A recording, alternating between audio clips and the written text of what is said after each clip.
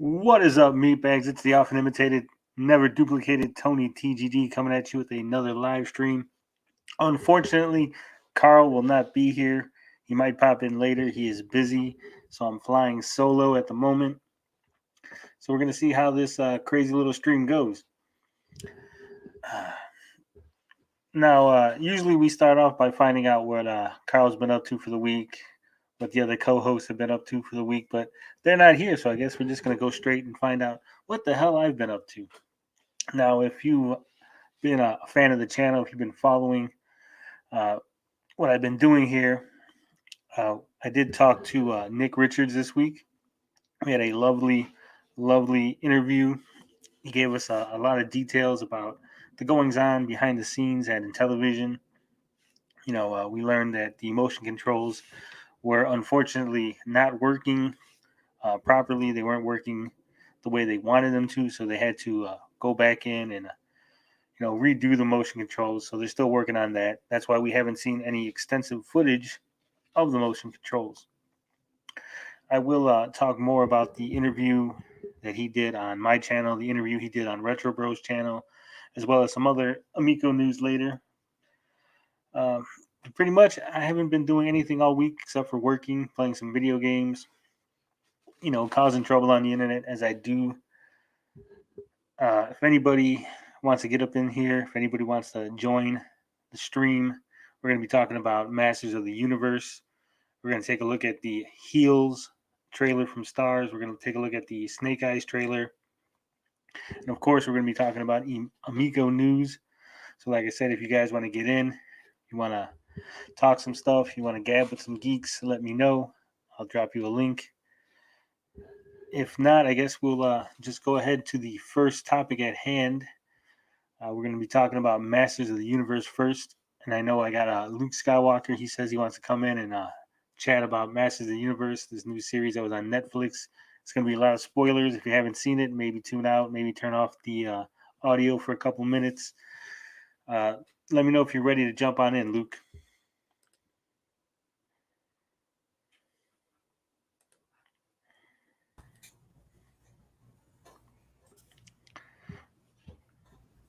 What's going on, Mr. Skywalker? Not much. I've watched through Masters of the Universe twice now. Yeah, I really dug the series. So what do you think? Were you a fan of the original Masters of the Universe, He-Man, growing up as a kid?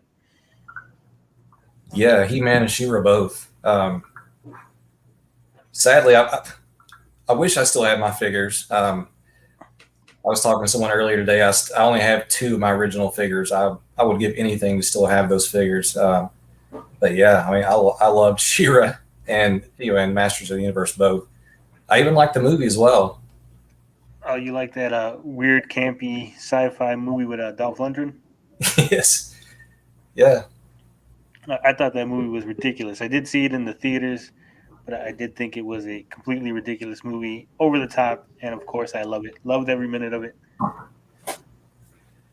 Yeah, it's one of those that I watched through the credits at the end, as a kid, and saw Skeletor there, and really hoped that they would have made a sequel to it. So then you don't know about the sequel, do you? Sequel? Yeah, they actually did write a script for a sequel. They did plan on making a sequel, and that when it fell through, they actually took the script for the sequel of Masters of the Universe and turned it into a Jean-Claude Van Damme movie called Cyborg.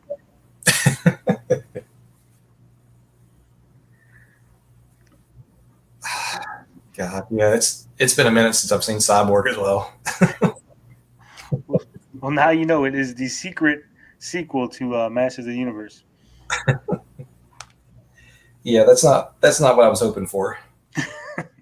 No, I don't think that's what anyone was hoping for. So what did you think about the new series? Oh, the new series, I loved it. Loved every minute of it. I got chills watching it. I'm a huge He-Man fan. I do have my figures still. They're in a big bin in the garage. I did like the characterization on Teela. I know a lot of people are complaining, saying that she's a strong, woke woman and all that. good anti-SJW stuff, but I didn't get any of that sense from it. I thought she was a well-rounded character. She had a nice story arc. She was the only person in the inner circle not to know He-Man's secret. She obviously had feelings for both He-Man and Adam. So I'm sure she was conflicted. I'm sure she was, at times, playing one against the other, thinking, who did she want to really be with? Who did she really have feelings for? And then to find out they were actually the same person this whole time. This whole time she could have, been with them both because they're both the same person. It was kind of shocking probably for her. Yeah. I did kind of get the feeling though that with the new series that her and the other lady, I can't think of her name offhand, but I kind of got the feeling that maybe they were a couple. What? I've heard some people saying that they think that I think her name is Andra, something like that. Yes. And I did hear some people saying that they got that feeling that they're supposed to be a couple, or perhaps that's her new girlfriend or something. And of course, they've commented on her quote unquote lesbian haircut. But I didn't get that sense. I got a sense more of that they were friends. Someone that she bonded with while she was grieving over He-Man and Adam being dead. She did walk away from her adopted father.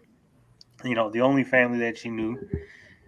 So I really didn't get a sense of this whole relationship. They didn't really do anything that really stood out to me that made it seem like they were some kind of couple. There was one episode, I can't remember exactly what she said to her, but I kind of at that point in time registered that maybe they were supposed to be, but they never really went over any line with it to make you. I don't know. It's one of those kind of up in the air. Like I kind of feel like maybe they were kind of leaning that direction with it, but maybe didn't want to go full blown with that either. I don't know. Were you thinking of the line where she says, "Where you go, I go"? She said something like that, and then, yeah, it's when she's going to go. Tila doesn't want to go, with the old lady and stuff, and she decides that she wants to go, and yeah, it's just their conversation, their dialogue right during that scene that I kind of gathered that from there. So I could totally be wrong. Well, I could see where some people might interpret it that way, but for me, I think I felt more of like it was a friendship, especially since Adam later on he says the same line to Tila when when she's leaving heaven or whatever you want to call it, and he's like, I'm going too, and she's like, well, if you go, you can't come back. This is it. Once you leave it, that's it. And he's like, where you go, I go. So, I think that was just. Like she was saying it as friendship and he was saying it as more. Like I think it was just thrown in there. I know some people were complaining there was another line where Andra says no glove, no love, but I think that was just like a throwaway, like funny line. It wasn't meant to be taken any kind of serious. Yeah, I didn't take anything from that line there at all. Was there anything that really stood out to you as like a big moment, a strong moment of the series? Well, honestly, the one thing that I really liked was kind of the little backstory of Orko. He's always been one of my favorite characters. I've just always loved Orko. So to kind of hear, how his name came about and, a little bit of his family background there and him finding out he was the only one left, I just thought that was a really good moment for him. Yeah, I know they did kind of change his background a little bit because I believe the whole idea of him doing crappy magic or whatever, I think originally that was supposed to be because where he's from, like magic works differently or something. So when he came to this universe from where he was from, that's why his magic doesn't work right. I think that was the original backstory for the 80s series. Yeah. I believe that was in one of the episodes, wasn't it? Now that you mention that, it seems like I remember seeing that. Yeah, because I think there's at least one episode where they go back to his dimension or planet or wherever, however they explained it, and he's actually doing magic properly, and everyone's like, "What the fuck, Orko?" Because I do know that in She-Ra they had like the female Orko. I don't know what the hell her name was. Little the little eagle looking thing, cowl. Is that who you're talking about? No, you know how Orko is. You know he had that red suit with a hat. In Oh, She-Ra there was a female equivalent. You know, same species, same look. She was just a female version of Orko in the original She-Ra in the '80s cartoon. yeah. I'm actually watching through that right now. Um, there's a Madame Raz, but she doesn't really. I don't think she's really his species though. She's more of a, just a wizard type. I'm now I gotta look it up. I'm gonna Google it right now. Yeah, my daughter and I are actually watching through the original She-Ra right now. We're probably about halfway through the series, I guess. And she watched the new She-Ra. She really enjoyed it. I didn't care for it. The animation was okay, honestly. I enjoyed the original animation better. You know what? Yeah, it is Madame Raz, but maybe I'm thinking of something different. Yeah, that's the only character I can think of offhand that I've seen so far. There is a female Orko that was on the He-Man series. Hmm. I guess there was like a kid Orko too. Yeah, he was always one of my favorite characters.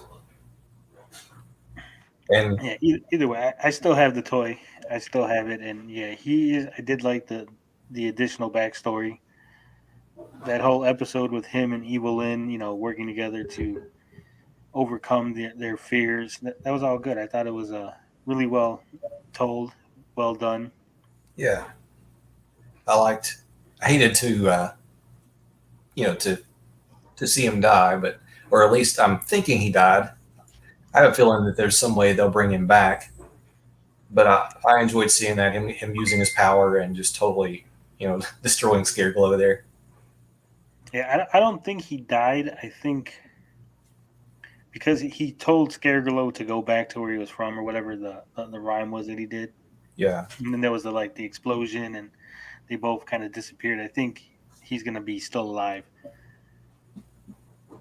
I don't see them killing off a major character like Orko like that and just. But then again, at the end of the series, we did see Adam get shanked by Skeletor. So yeah, that was. I I think that's really where most people's complaint come from is in the very first episode he dies, and then in the very last episode he dies again. Um, yeah, in the first episode, he sacrifices himself, in order to stop Eternia from dying, stop the universe from being destroyed. I think that was good. That was done well. And in every subsequent episode, there is a little like flashback to an adventure that Tila and He-Man had. So he was still present in the series. It wasn't like they just didn't mention him no more. He was just thrown to the side. yeah. So Uh, was there anything in the series that you didn't like? honestly, no. Like I said, I enjoyed it so much that I binge watched it last night, and then again first thing this morning. I mean, I really didn't have any complaints with it. I thought the animation was just beautiful. I mean, it's a great looking series. Um, and with Kevin Smith being behind it, I knew I wouldn't be disappointed. I love everything that he does. I've never been disappointed by anything that he does. Some of it's, just different, like Tusk and some of those that series of movies there. But he's just one of my favorites. So I really didn't think I would be disappointed at all. Yeah, I know there was a lot of people that were complaining. I guess there's some interview where he said that he was a He-Man fan, and then they dug up some older interviews where he said that he really didn't watch He-Man growing up. And realistically, everybody that's working on any kind of licensed property is going to say that, yeah, I was a fan. I was a fan of that growing up. Don't worry, guys. So Oh, I always take that with a grain of salt. It doesn't really matter. yeah, as long as to me, as long as they take the source material and they don't destroy it, I'm okay with it. And I think a lot of people that are judging the series negatively, that they're missing the fact that it is a sequel to the '80s series, which means the '80s series is canon to the new Masters of the Universe. A lot of people are treating it like a reboot or a soft reboot, but it's not supposed to be. It's supposed to be a direct continuation from the '80s series. Yeah, And because that they're not really focusing on that, they're not really considering that, they're missing all the backstory, the characterization between Adam and Tila, their relationship, how she treated him, how he treated her, how he has for years and years pretended to be this, bumbling, goofy, snotty nosed brat, prince in order to hide his identity as He-Man. speaking of, I think that was one of the things I really enjoyed with this interpretation of Skeletor. He wasn't really the idiot like he seemed in the original series. Um, I mean, he was, to me, he was just pure evil in this, and I really liked that. I loved having Mark Hamill do his voice. I knew he would nail that, and he did. Oh yeah, I did enjoy the Mark Hamill. It was great. It wasn't over the top, and it wasn't whiny or I think he did a good job. A lot of people are saying it had a Joker esque feel to it, but I mean Mark Hamill does the Joker voice from Batman the Animated Series, so it's hard not to hear that voice when all you get is Mark Hamill, not actually his face. Yeah. But I think he did a good job. I think the whole voice cast was pretty well done. I don't think I have any complaints on that. I did like the whole Triclops like cult thing that they got going on. Yeah, I thought that was really cool to see that and how they how they did that. I was kind of shocked to see the dad and his kid there, um, show up to drink the stuff to be turned into a cybernetic, person. Um, I just I was thinking in my head, what provoked them to want to come there to do that? Was it just their world was so rocked, without all the magic and everything being in Eternia that, they pretty much lost everything and didn't have anything left. Um, I was just kind of thinking what would provoke them to come there and want to do that. Yeah, I would think that without the magic, because there was so much reliance on magic, I think that it would be a huge shock. It would be like for us, it would be like if the internet just disappeared. It'd be such a culture shock, such a huge change as the way you do things. And I think someone offering a another way, like here, we have something that's equivalent, something that could treat you just as good. I think that's why they might have showed up there. I did like the twist where you didn't see the little girl, drink the stuff, the I don't even know what the hell you want to call it, the nanobots, the liquid computer fluid or whatever. Yeah, But you're thinking, oh, she's just some innocent girl. Then her head turns around and she fucking attacks Tila. Thought that was done good. yeah, it was like an exorcist moment. And I know one of the complaints was they were saying that the male characters were treated very crappily. But I mean, you had Man at Arms showed up. He whooped like 6 or 7 of those mer people's asses. He fucking took down Merman. They were treating him as like, the most dangerous man on Eternia. I don't think they were treating all men, all male characters as just these terrible people or whatever narrative that they're spinning on this. Yeah, I didn't see that at all. I mean, like you said, I mean, Man at Arms, he was pretty tough. I don't get how they're saying that the male characters were treated poorly. I didn't see that at all. And like I said, they basically said that they needed Man at Arms to reforge the sword of power. He was the only one on Eternia to do it. So they're putting all this you know honor and his ability, and he's they're putting him on such a pedestal. How could you say that they're denigrating the male characters. They're basically saying without him, they wouldn't be able to do it. And I mean, technically, Robato's not male, but he's sort of male presenting, if you want to say. That was one thing I enjoyed with his character as well. I don't know if it was ever mentioned in the old series. It's been a long time since I've watched through it, but the fact that he had Duncan's memories and that he was basically a younger version of him in robot form. I thought that was a really cool take on him. I think in the original 80s cartoon that's not mentioned, and it might be mentioned in the 2002 version.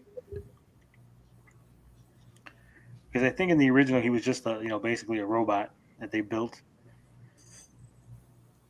Whereas I think in the 2002 version he was more of a cyborg. But yeah, I did enjoy that too. I did enjoy his sacrifice.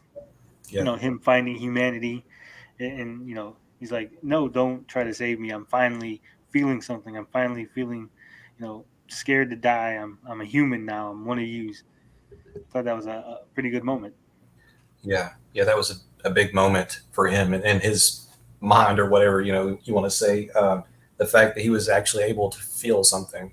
I think it made him feel more alive with the fact that he could feel fear. Yeah, you had that. I mean, there was some backstory that I guess maybe we'll get filled in on later, because Merman had one eye missing with no explanation. So I think hopefully we'll find out what the hell happened there. The whole Beastman being in love with Evelyn, or simping for Evelyn, that was an interesting. I don't think that was ever in the original series. Yeah, I don't think so either. That not that I remember. I, I don't know. I really liked how they made all the characters look. Evil Lynn. I mean, I thought she looked great, even when she took the helmet off. Um, Yeah, I was shocked with that they gave her white hair, because I was pretty sure that she had black hair in the original cartoon. I'm, I'm not sure. I really need to go back and watch through the original. Yeah, I'm like 90% sure. And maybe once I finish up She-Ra, I'll go back and watch through the original He-Man series. Yeah, like I said, to me it was a home run. It was good. 5 episodes. I want more. I didn't want it to end. I definitely like the direction. The whole fake or at the beginning.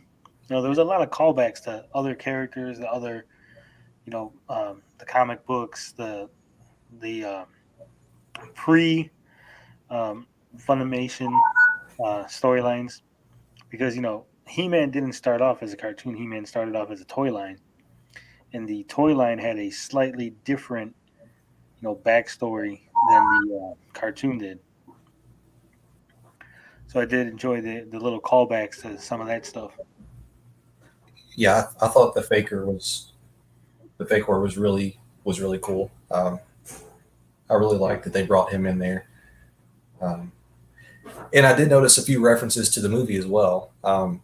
There in the very first episode, when Skeletor and He-Man were fighting, um, Skeletor says, "Let this be our final battle," and he says that in the movie as well. Yeah, and there was the little flying disc Yes, in the fifth episode. That was pretty cool. yeah. I think there's a lot of Easter eggs there that, especially if you know the stuff from the comics and everything, that you could really pick up on. Yeah, I know the gauntlet or the glove of globula. That's from one of the comic books. When they called Tila a warrior goddess, that is from the pre cartoon era stuff. That because originally Tila's character was the sorceress. She was a warrior goddess who gave He-Man his magical armor and sword and everything. And then when they made the cartoon, they split the character up into two different characters: Tila being the warrior, and the sorceress being the sorceress. Yeah. So I did like how they kept trying to tell Tila that she was the sorceress's daughter, but they kept getting cut off. Obviously, they're trying to dangle that carrot. Yeah, yeah. I thought the same, and I thought the how Castle Grayskull changed. I thought that was pretty interesting because we've always just known it as what it is, the Skull Castle. Well, that's a callback to the 2000 series because in the 2000 series they had the Hall of Knowledge or whatever the hell it was called. So, like you said, there's a lot of Easter eggs. If you know your He-Man lore, if you're as nerdy as I am, as geeky as I am, you'll really enjoy all the little callbacks. Overall, I thought it was a really good series. There was some, I don't want to call them flaws, but the animation sometimes you could tell some of it was computer animated mixed with hand drawn, and I never really liked that effect. Uh, that didn't really bother me with it, honestly. I guess so many of the movies that I like, even going back to, I don't know, I kind of it kind of reminded me, I guess, of some of the early Disney animation, like with Aladdin. With him on the carpet going through, in the Cave of Wonders. Yeah, It was kind of almost felt like some of that at times, just the way it was animated. I don't know. For me, I like when they don't mix the two styles, either all computer or all hand drawn. When they mix it, it's always jarring to me. It's always feels off. I have that same issue with like CGI, like bad CGI, where it just it feels off, kind of takes you out of the moment. But that I guess it's more of a personal complaint, not really a you know general complaint for the series. The Yeah, music was good. The sound effects were great. I mean, I really think they did a good fan service. I mean, I don't know any fan could really complain about it. I just don't get it, other than the fact that there was a lot of strong feminism there. Which the strong feminine characters. I mean, and that doesn't bother me. That doesn't bother me at all. Yeah, I wouldn't even call it strong feminism. I would just call it they were just female leads. Really, that's basically all it was. Tila was the lead of the show. You know, um, Evelyn was, I would guess, I would call her like the secondary character, the co-star, if you will. Yeah. Her little backstory being in love with Skeletor and coming to terms with the fact that he didn't really care about her and that she could have been so much better if she would have just struck out on her own and not stood by his side all this time.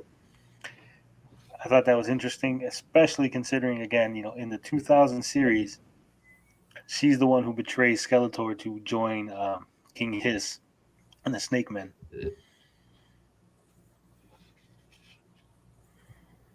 Gosh, I really need to watch through that series too. Oh, the 2000 series is great. It starts off, really hot, goes in hot. It has Keldor being the brother of King Randor. You get to see how he turns into Skeletor. It's real serious at the beginning. Then in the middle, it kind of gets a little silly. But then when the Snake Men show up, it gets back to the serious tone of the original series, or the serious tone of the earlier season, I should say. That's one I bought years ago and watched through it one time. I've never rewatched it. I found it at Walmart in a clearance bin one time for like $5 for the whole series. Oh Um, man, yeah, so I definitely picked it up, and like I said, I watched through it then, but I haven't watched through it since. So I really need to go back through that as well. yeah, I know they were building up to having Hordak and the Horde show up, and they were going to have She-Ra eventually be on the show, but then it got canceled, and we all wept. Hopefully, this new series, everyone keeps calling it season one. I don't feel like it's season one. I feel like it's half of season one. It's 5 episodes. I would never really consider 5 half-hour episodes a whole season. I think Yeah, Netflix they know they got something good on their hands, so they don't want to release all 10, 15, whatever episodes it is. Have you seen anything about how many episodes they have planned or when they're going to release more? No, I didn't. I've been avoiding most of the stuff online, or at least trying to anyway. But I'm probably after the show. I'll probably look into it and see what they got planned for it. So, what are you looking for in the next part, the next chapter of this Master of the Universe? What do you want to see? Well, first off, I want to see how they bring He-Man back, or if he does die. Um, I really can't wait to see what all Skeletor is going to do with the Power Sword. Um, I'm kind of hoping that he keeps it for a while just to see what he is capable of with it. I'm sure that more than likely that they'll do something to get that back away from him fairly quickly. But I would like to see just what all that he can do with it himself. I've always been the type that, in a way, I kind of root for the bad guys a lot of times. Oh yeah, I'm right there with you on that. I'm always rooting for the bad guys. So yeah, I would like to see him just really just tear some stuff up. Well, I'm wondering what's the dynamic going to be. He's got the power sword. He's back. Is the cult of Triclops going to join back up with Skeletor? Are they going to see Skeletor as an enemy because he's using magic and they're you know so intent on using technology? So is he going to have to deal with that? Perhaps Hordak and the Horde show up and he has to deal with that. Not realizing that now he's a target for everybody, just like He-Man was. Yeah, I really hope that they do play that out for a while. In the live action movie, he got the sword like that as well, and turned all gold. But Yeah. That didn't last very long. So I would like to see them, especially with this series, just really have that in there for a while. Yeah, I don't see Adam dying. I know they left it on a cliffhanger. He's got stabbed in the stomach. I think Skeletor will probably use his magical powers to keep him alive, just to torture him. Maybe to use that as a bargaining chip over Tila and everyone else to say, "Hey, I still got him alive. I can kill him again." Because it is Masters of the Universe, but I don't think that they're just gonna throw He-Man away. He is the main character. He's the star. He is what everybody wants to be like. I've almost wondered too if they wouldn't do some kind of time reversal thing because everyone is so old now. Are they? Is the intentions to keep them that old? And Eternia be trashed like it is, or is there something planned to somehow reverse all of that? I could see them doing that. Yeah, and there's so many more characters that they didn't show that I want to see. I want to see Ram Man. I want to see Fisto and Jitsu fight it out. What the hell's the guy? The guy with the two heads wasn't on there. Too bad. Yeah, too bad. I mean, there's like 50, 60 characters in He-Man. So many more that I want to see come out. They can't just. But I did enjoy seeing Stinkor, Moss Man as well. I really liked Moss Man the way he looked. I thought he was pretty cool looking. Yeah, I did like Moss Man too. I know. I think I told this story before, but I lost Moss Man as a kid, like for I want to say like a year, just outside in the grass. And it was the strangest thing because we lost him in the grass, and the grass got cut. Who knows how many times? Maybe 50, 60 times, and he never got ran over. He never got chopped up, and just one day randomly found him again. Like, oh shit, he's right here. He's been in the grass this whole time. And he still smells like pine saw. Whatever they put on those figures, I don't know what it is, but it lasts forever. Well, they didn't put them on the figures. They actually put them in the plastic when they were making the plastic for the molds. Oh wow, it's in the plastic itself. Yeah, that's why they last. I thought it was just something in the the outside moss stuff that was on him. No, they went all out. Uh, I didn't really like the Beastman redesign. The bald head. It was kind of weird. I mean, I guess that's a little minor complaint. Yeah, I didn't think it was that bad, honestly. As I watched it again today, I was like, I really like this look for him. Now, have you seen any of the new action figures? No, I have not. If I look at the action figures, I'm going to be tempted to buy them, and you know how that goes. I just have a whole room full of fucking He-Man action figures. I looked today on Walmart.com just to see what they had on there. Of course, like Skeletor and He-Man were sold out for the pre-orders. They did have Evil Lyn still. Trying to think who the other one that they had was. I don't know. Not really a big fan of the look of them. I guess I'm just so into the original figure design. It's kind of hard to get past that. Yeah, I think they probably want to make them just a little bit different to entice people. Like, look, the figures are different. You can't just, because they'll probably release a classic edition or a 80s version or whatever you want to phrase it. So you could have to buy extra figures, collect them all. Yeah, that's what they're doing with the Origins line right now. Making them look pretty much identical to the originals. So I'm sure that's why they changed them to make them not look, just like those, and basically not have the same product out at the same time. But I just didn't really care for the look of the Revelations figures. Yeah, well, maybe is the company that makes the Origin figures the same company making the Revelation figures? That I'm not sure. Because I mean that could be a thing too, some kind of licensing deal. Like you can make figures, but you can't make them look this way, or you can't make them look that way. I hadn't even thought about that. But that's probably the case. It's two different companies making them.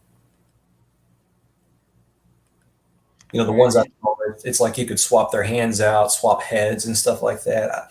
I don't know. I don't really get into that with the action figures. Yeah, I try to avoid all that. I always see them, I'm always like, oh, this looks great. I want to buy it, and I always think, what am I going to do with extra? I'm a grown man. I'm not going to sit in my room and have Skeletor and He-Man battling it out anymore. Well, I probably would. That's probably the problem. If I had them, I probably would have like all of this shit set up, and they'd be fighting, and you'd never get a live stream out of me because I'd be playing with my fucking toys. Yeah, I have a ton of Transformers, but they're all in box. I'm just an inbox collector on those. And I think a lot of that is I'm just worried about the value of them. I don't want to devalue them by taking them out of the boxes. Yeah, I would enjoy them if I were to take them out, but I feel like it would just basically be to take them out and pose them, and except maybe have a couple battles here and there, and that would be about it. I want to share something here. It is a special little spoiler here for the He-Man series. So we're going to go ahead and we're going to check this out. I want to get Luke's opinion on this. What Carl's been up to for the week. The other co-hosts have been up.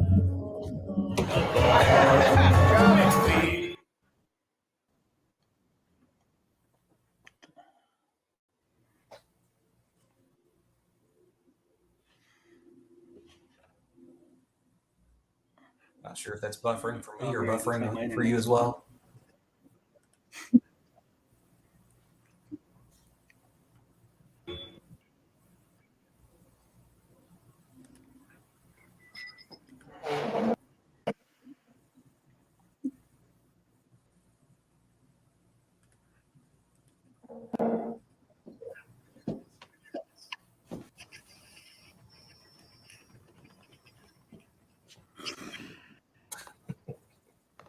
He-Man and Skeletor saved at money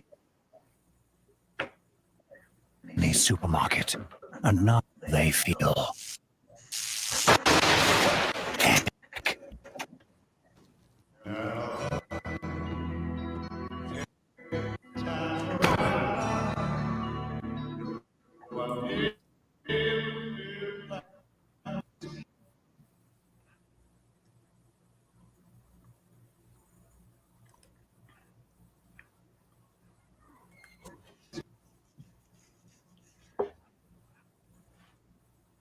I guess this what happens when it decides to rain when I'm trying to stream.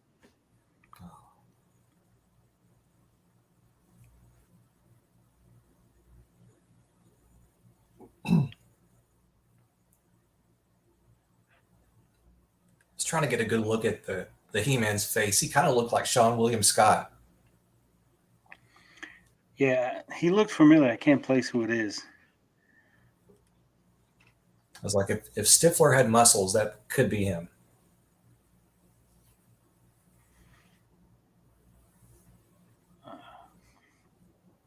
Always some kind of problem on this very, very professional stream that we do here every week.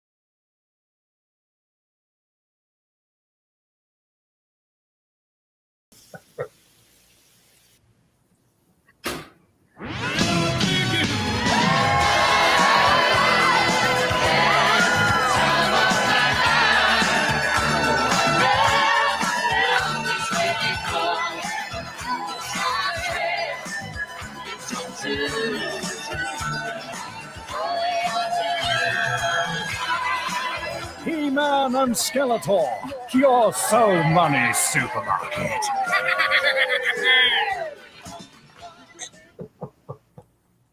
All right, I just ruined the end of the He-Man Masters of the Universe for you guys. There it is. You saw it live here. Oh my god. I've never We seen need commercials like that. That was a commercial for some little like money, like lending thing in the UK. You know, we can't ever have anything cool like that here in the US. We just get boring old commercials. that's yeah, I've got to add that to my favorites on here. That's great. Anything else you want to add to the Masters of the Universe discussion? Any final thoughts on the series? No, I just can't wait to see more. Hopefully we won't be waiting another year, or hopefully we'll actually get to see the series continue, that these fans crying foul won't ruin it for us. Yeah, being on Netflix, I don't think that should be an issue, because most of these people that are complaining probably don't have a Netflix account anyway. They've all claimed to have canceled over other things that have made them upset, whether it was She-Ra or some movie or some series. So hopefully people do watch it. Hopefully they enjoy it. And I have a feeling that the other part two, is already in the can, that they have it. They just haven't released it. Yeah. And they're just holding it back, as that carrot dangling in front of us, hoping that we don't cancel because we're waiting for the He-Man. I think they wanted to hurry and get this out. I believe the final episodes of the Transformers series comes on in the next few days. So I'm sure they wanted to get everyone, to watch this as quickly as they could before Transformers comes back on. Yeah, and that could be it. Generate some buzz. Yeah. Like you said, though, I do believe that this particular season is probably finished. At least I'm hoping, and just hope that they'll get it out fairly quickly. All right. We're going to move on to the next topic. I don't know if Luke wants to stick around and talk about Amico. No, I'm going to go ahead and bounce and spend a little time with the family. We don't have families. Haters don't have families. Haters got to have somebody to hate too, right? Yeah. Most of the people we hate are family, unfortunately. That's what they tell us anyway. But thanks for having me on, Tony. I appreciate it. Anytime you want to be back, just let me know. All right. We'll talk to you later. All right, take it easy. All right, so we are going to be talking about the Intellivision Amico. Unfortunately, we have to once again discuss it. Every time that it seems like, we're done, we're saying that there's nothing left to talk about, something happens and we just got to talk about it again. So if anyone wants to jump on in the stream, talk some Intellivision Amico, let me know. I know we got Beefy, we got Show in the chat.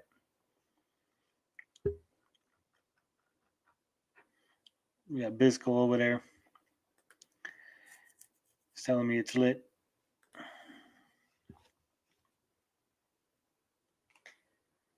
And for those of you wondering, those of you who came in late, Carl is busy.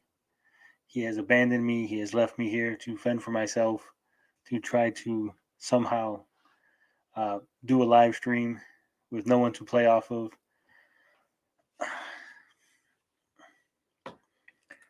Yeah, Bisco, just when I thought I was out, they pulled me back in.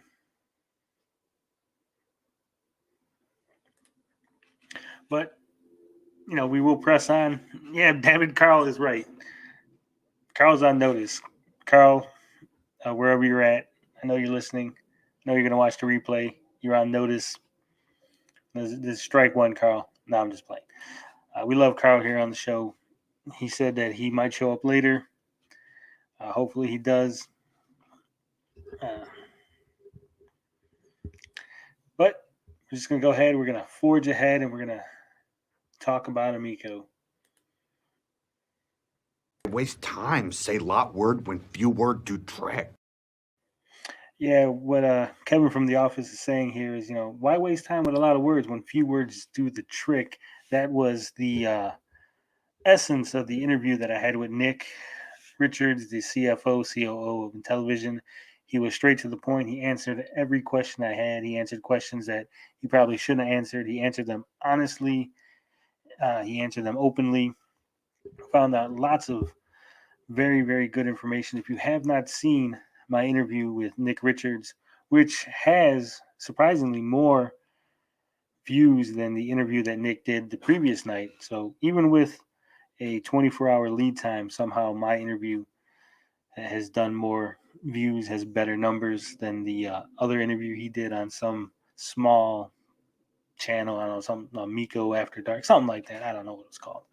But so I recommend, if you're interested in the Amico, if you want to know some things, want to know about what's going on behind the scenes at Intellivision in an open and honest, transparent way, then I suggest you watch the interview with Nick Richards I did. Yeah, shots fired show.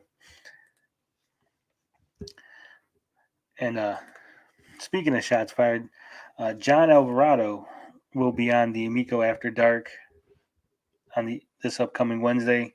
Hopefully, they ask him some really good questions. I know, when Nick Richards was on the Amico After Dark crew, they, in my opinion, dropped the ball. Everything that was said on my interview should have been said on their interview the day before. There really shouldn't have been no new information in my interview. Basically, they should have covered everything, but for some reason they didn't. They were more focused on just getting to know Nick, asking him questions that, like what is his favorite game, and stuff like that. Just softball questions. So hopefully, when they got John Alvarado on there, hopefully they'll ask him some things about, the motion controls, why it was scrapped, why, they have to rework it, things about how much information can be pushed onto the controller, battery life issues, things that John might know. And John, if I know we got interns, Nick said that there were interns that watch our shows, report back to him, all the goings on in Amico land. So I do apologize to the interns that have to watch this, who have to suffer through my live stream. Sorry about that, guys. But you can pass the message on to John Alvarado. He's invited to be on the show anytime he wants.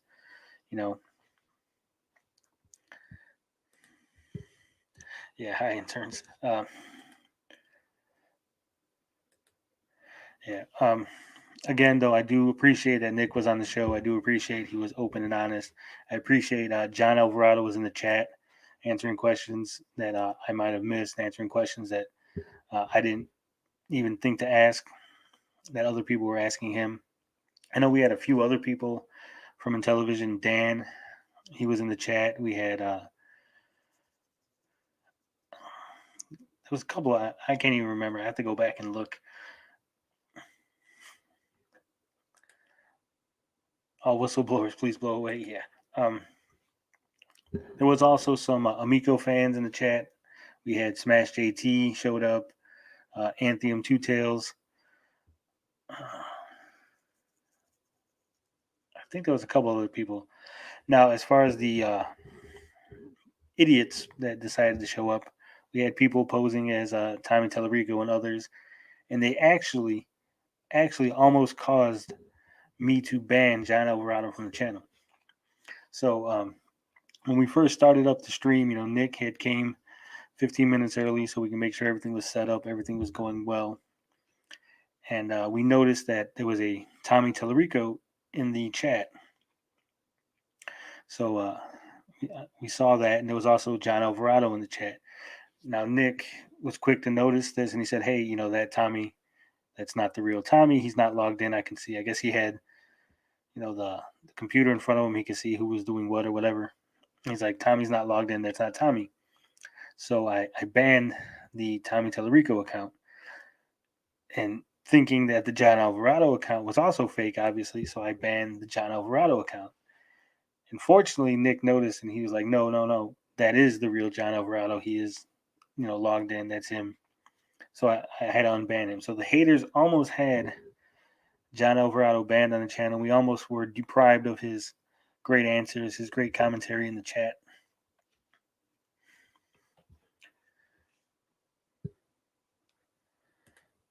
No, Beefy, it's not a waste of interns watching this stuff. I'm glad the interns have to watch. That gives me a lot of watch time, gives me a couple extra views.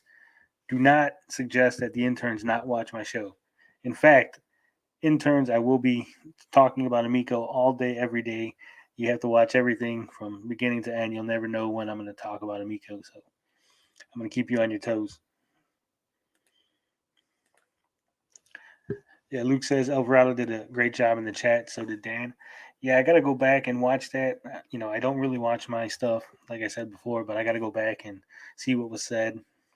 I'm going to also watch and see what Nick said, write it all down. I'm going to write something up so, all the new information is collated in one place, put it on the website.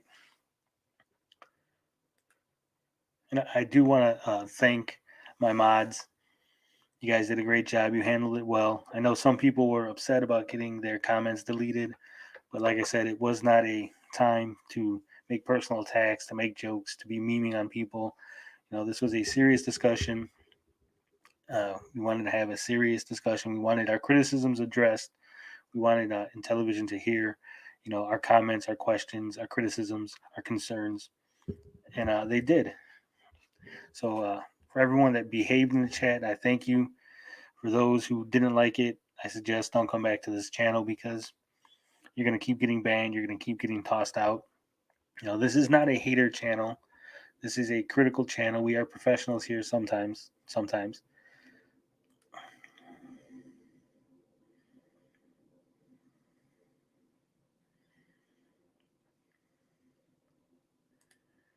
Yeah, obsessive compulsive gamer says I commend them for taking the time to show up. It was a great interview.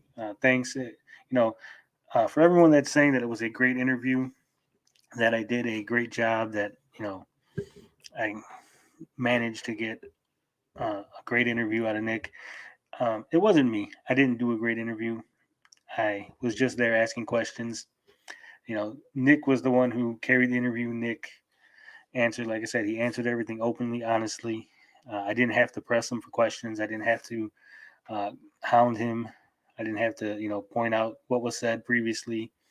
In a lot of instances, I just, asked a question and he answered it. He provided, above and beyond what the answer necessitated. And I let him do his thing. I really didn't have to do much. He did all the heavy lifting. So, if anything, the interview was great because of Nick Richards, not because of me. Anybody could have been sitting on the other side asking questions. You guys provided the questions. I was just the mouthpiece for you. So it wasn't my great interview. It was your great interview. Thank you guys for providing the great questions. Thank you for, having my back and doing what needed to be done.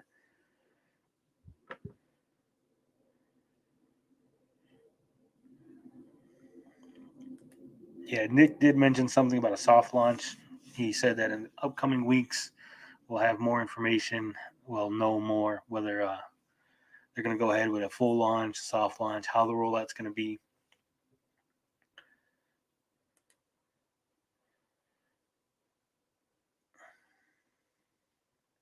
EZG thinks that the Amico is too far behind. A soft launch won't happen. That's possible. I mean, there could still be a soft launch, but we're you're assuming that the soft launch is going to be on October. It could actually be a soft launch in January, a soft launch in April. He wasn't really clear as to when the soft launch release date was going to be. They are going to give us more information upcoming. Ren of Heavens, howdy. Forgive me for not recognizing this name, Ren of Heavens. I don't know. I saw you on my mod list. I did make you a mod for some reason, and I don't remember why. So if you could tell me who you are, because I'm drawing a blank. I was actually asking people last night, like, who is this account? I don't recognize this account.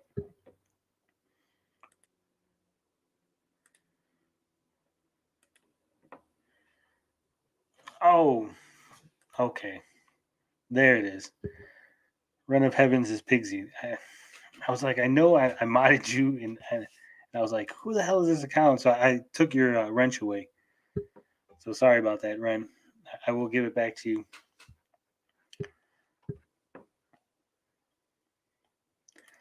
Luke says, my guess is the Founders Editions will go out first, VIPs after that. Yeah, that's what Nick was saying. He was saying that he wanted to get the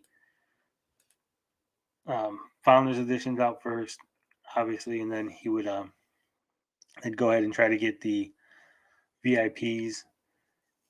It did sound like they were not really looking to, release any review units, that they were trying to figure out a way to make sure that if they did release review units, that they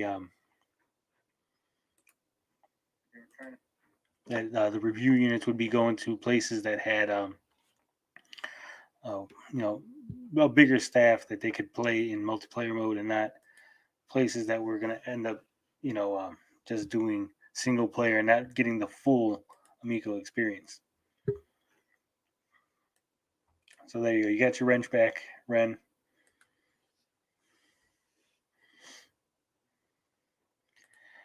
Yeah, hopefully it won't be a mess like the VCS backer launch. Yeah, that was crazy. I know Polymega is now saying that they got a launch date. Bisco says, I wonder if they have an anti-scalper mechanism. The Fig site has... Oh, gentlemen. We have Carl. We have a Carl sighting. Should I add Carl to the stream? Should I let Carl in? Let me know in the chat.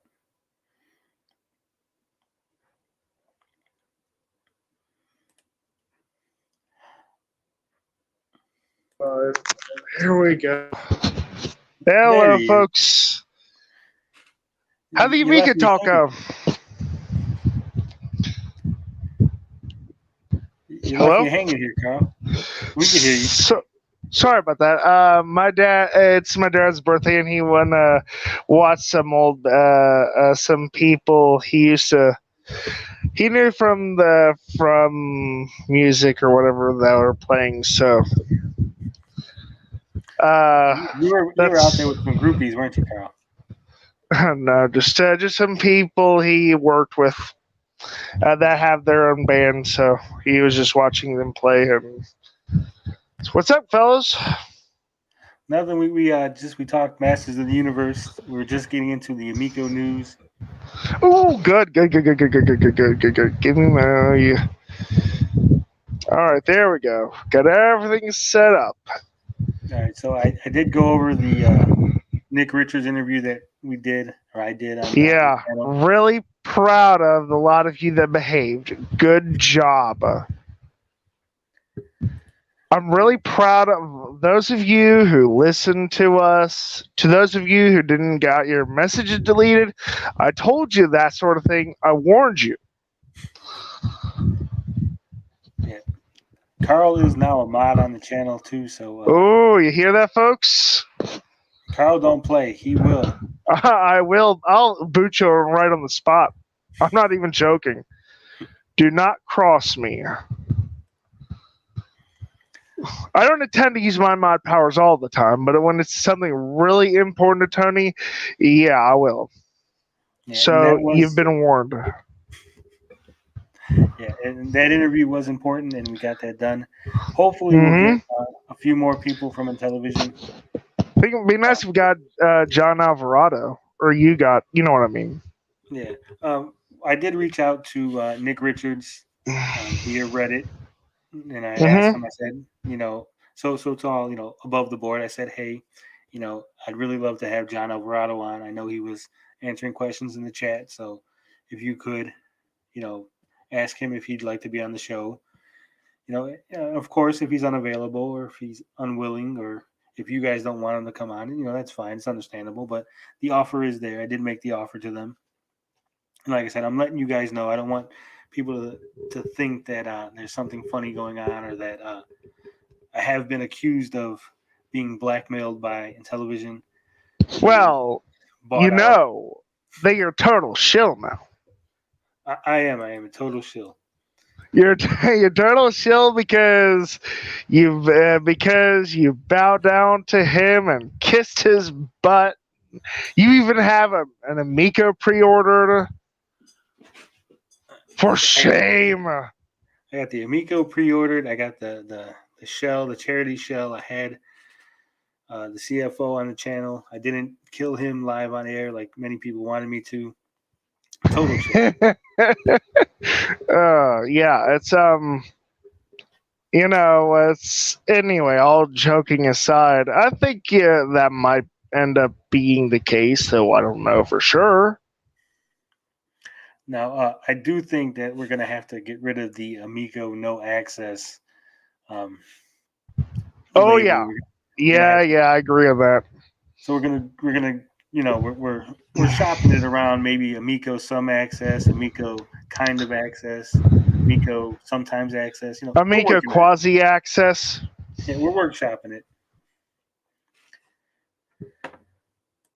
Well, you couldn't have talked about a person about linguistic aesthetics. Elaborate, Carl. I mean, things that look and sound good, together are my specialty. So other what do you people think we should do? Amico. I think throw a few big words. I gotta search through the thesaurus, so I'll get with you. Beefy later says on. no. Beefy says keep the A&A. That started because of Amico All Access got inside information stuff before announced. That is true. How about Amico nearly accessed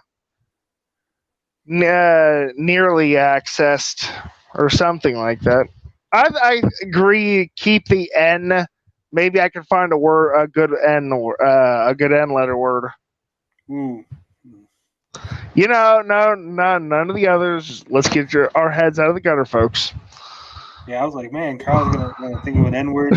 Nope, I don't use that word.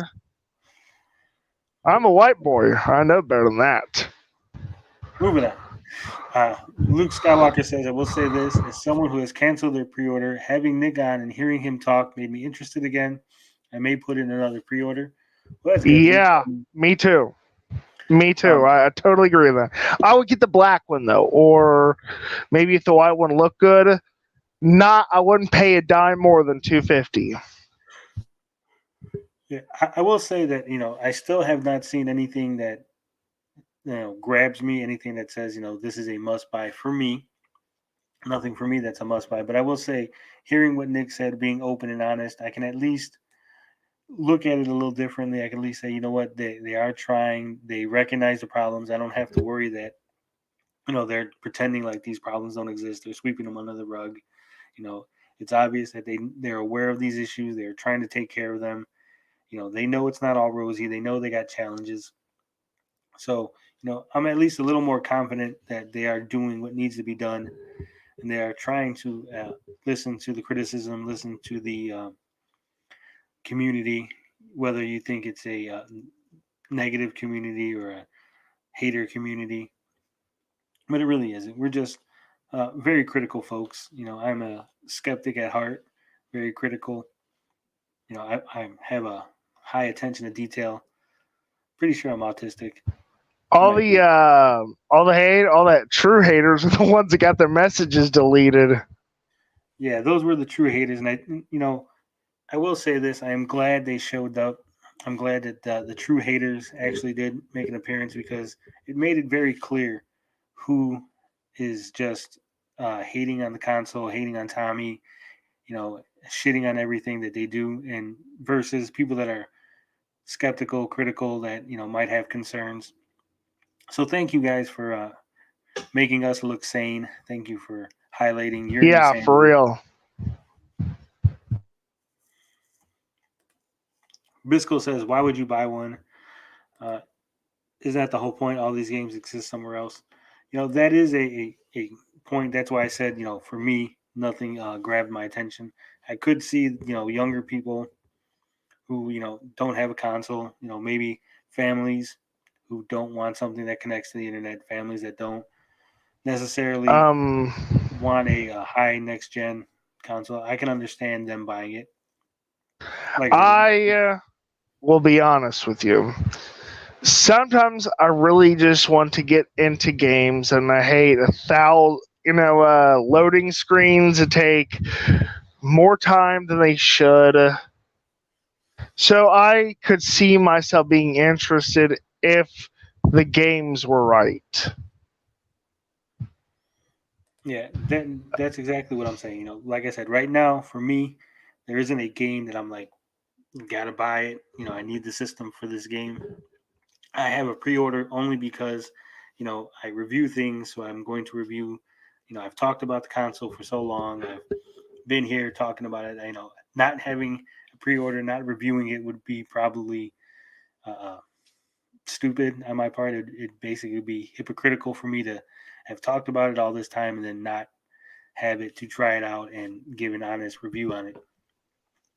Now, having Amico Day channel says it has to connect to the internet. Yes, it has to connect to the internet to download the games, to buy the games. Yeah, it does. And all the physical stuff, it's not so much a physical media as it is just a collectible, like a collectible edition of certain games. Yeah, but when I say that it has no access to the internet, what I mean, and I should clarify, perhaps the Intellivision team can clarify better when they speak too, but when I say that, what I mean is, they're not going to be able to get on YouTube. They're not going to be able to get on the World Wide Web, a web browser, a Google search.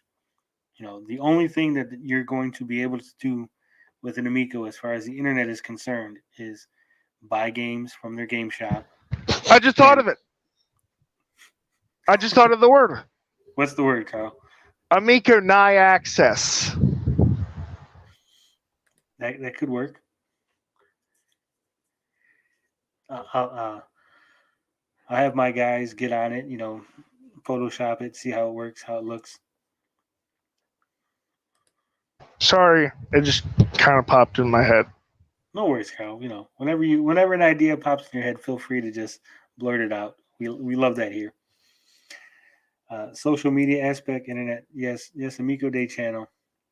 Again, if you're not able to get on Google, if you're not able to get on Twitter or connect to YouTube or Twitch.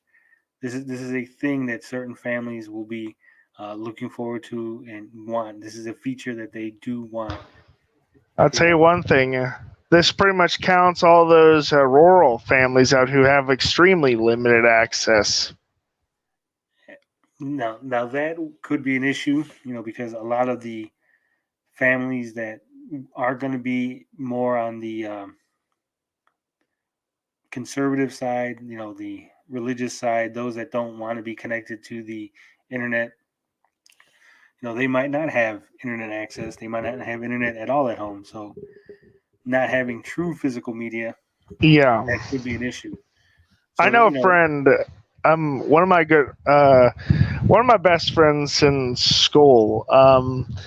He doesn't really have good internet enough for his PlayStation games, so he just plays the games directly off of the disc. So I think for someone in his situation, the Amico would not be good for him at all. Yeah, like Luke Skywalker says, if I do buy one, it'll be for the family aspect. I have many games I play with my family on my Switch, but I'd enjoy more pick up and play games. Yeah, like I was saying with Nick, like what we discussed on the interview, there are a lot of couch co-op, there are a lot of local co-op games, but there is a focus on multiplayer, online experiences, single player experiences. The couch co-op games get released, and most of them, not all, most of them are not even highlighted. You can't find them. It's hard to tell which ones are couch co-op. So knowing that there's going to be nothing but couch co-op on the Amico, that is a positive. Now, is there anything on there that I would want to play? Not yet. But, I'm not necessarily the target audience. I don't have any nostalgia for Intellivision games. Cloudy Mountain could be good if it. I saw the original and that kind of looks cool. So if they make a better version of that, that would be something I would consider. Amigo Day Channel wants to know, would you be willing to do an interview with me over the Zero? Amigo Day, if you could prove to me that the Intellivision Zero is a real thing, you have real people working on it, you have a real budget, you're a real company. If you can prove that you're real, just send something to submissions@thegeekgetaway.com. I will look at it. It will be confidential. I will not show anyone else. If you can prove that you're real, I will gladly have you on the show, gladly have you on to talk about the Intellivision Zero or the Zero, the non-branded console. I like the name IntelliZero myself. Carl is spitting facts. Carl always spits facts.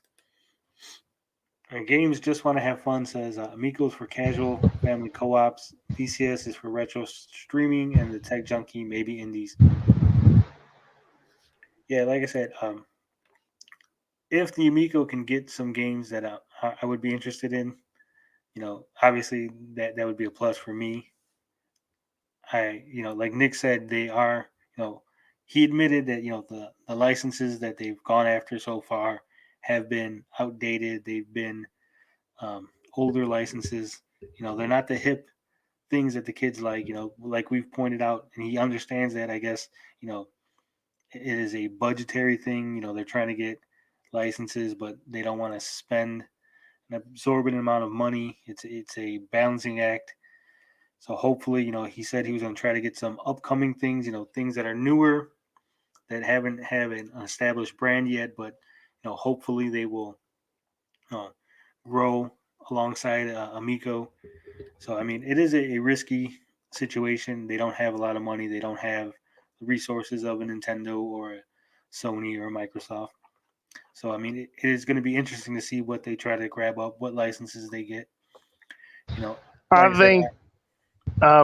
Well, I was just saying, someone made the comment about clone versions of games. I think that's worth investigating for. I mean, the game companies do that all the time. I know. I've heard what he has to say about them, but I think like clone systems, clone versions of popular games, it might be something worth considering if you can make them family friendly. Luke Skywalker says Flying Tigers is the one I'm most interested in. I do have a slight interest in that. I got to see more gameplay. I got to know more about the difficulty, but that is, I do like shoot 'em ups. And he says, I think Cornhole and Evil Knievel are going to be sleeper hits. From what I've seen of Cornhole, I'm not liking the way that they're trying to work the motion controls. Evil Knievel, I'm sure it's fun. The license, to me, the license isn't really necessary. They could have probably, Joe Danger is a prime example of a game that's basically Evil Knievel, but without the Evil Knievel license, they just created a character, Joe Danger. So, they could have done something like that. I guess they really wanted the Evil Knievel license because that's, what Tommy's into. And I think. Oh, go on. Go ahead. Well, I was just thinking about a Switch game that does a lot of the same principles as Cornhole. You ever hear about the game Carnival Games? Yeah, I've heard of Carnival Games. It's even on the Wii. It was even on the original Wii. Something like that. I mean, you would think that they use the motion control scheme for that was utilized with that. I don't know, but what do you think? Yeah, something like a Carnival Games I think would be good. You'd have a ring toss, knocking over the milk jugs or whatever, throwing darts at balloons. There's a lot of things that can be done. Whether or not they're going to do it, whether or not they've considered it, they have the resources, the means, or if they've even, if they've been so focused on other things, maybe they just didn't even consider it. Like Carl was saying with clone systems, clone games, I think, in my opinion, this is just my opinion, but I think something like a Burger Time knockoff, obviously this system's not competing with the big three. The system isn't basing on nostalgia. They're going after a market of family gamers that just want to game, casually. So I think having knockoffs of more popular games, like Carl was saying, I think that would actually benefit them more. Why spend the $10,000 getting the Burger Time license for people that don't even appreciate the Burger Time license? They don't care that it's Burger Time or Burger Shop or Burger Boy or Pizza Time or whatever.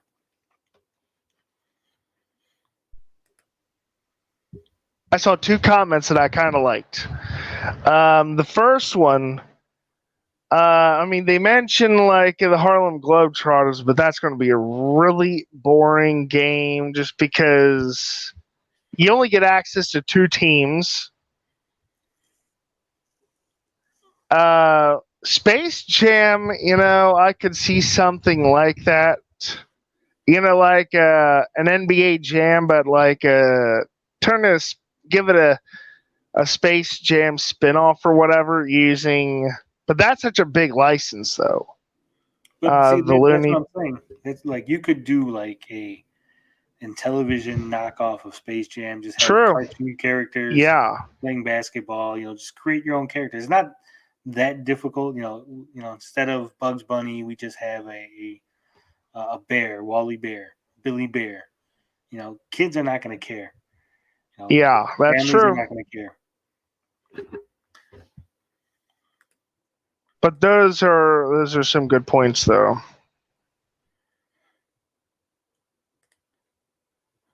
Yeah, and we got Computer Coder, and he's in the chat. Hey, what's up?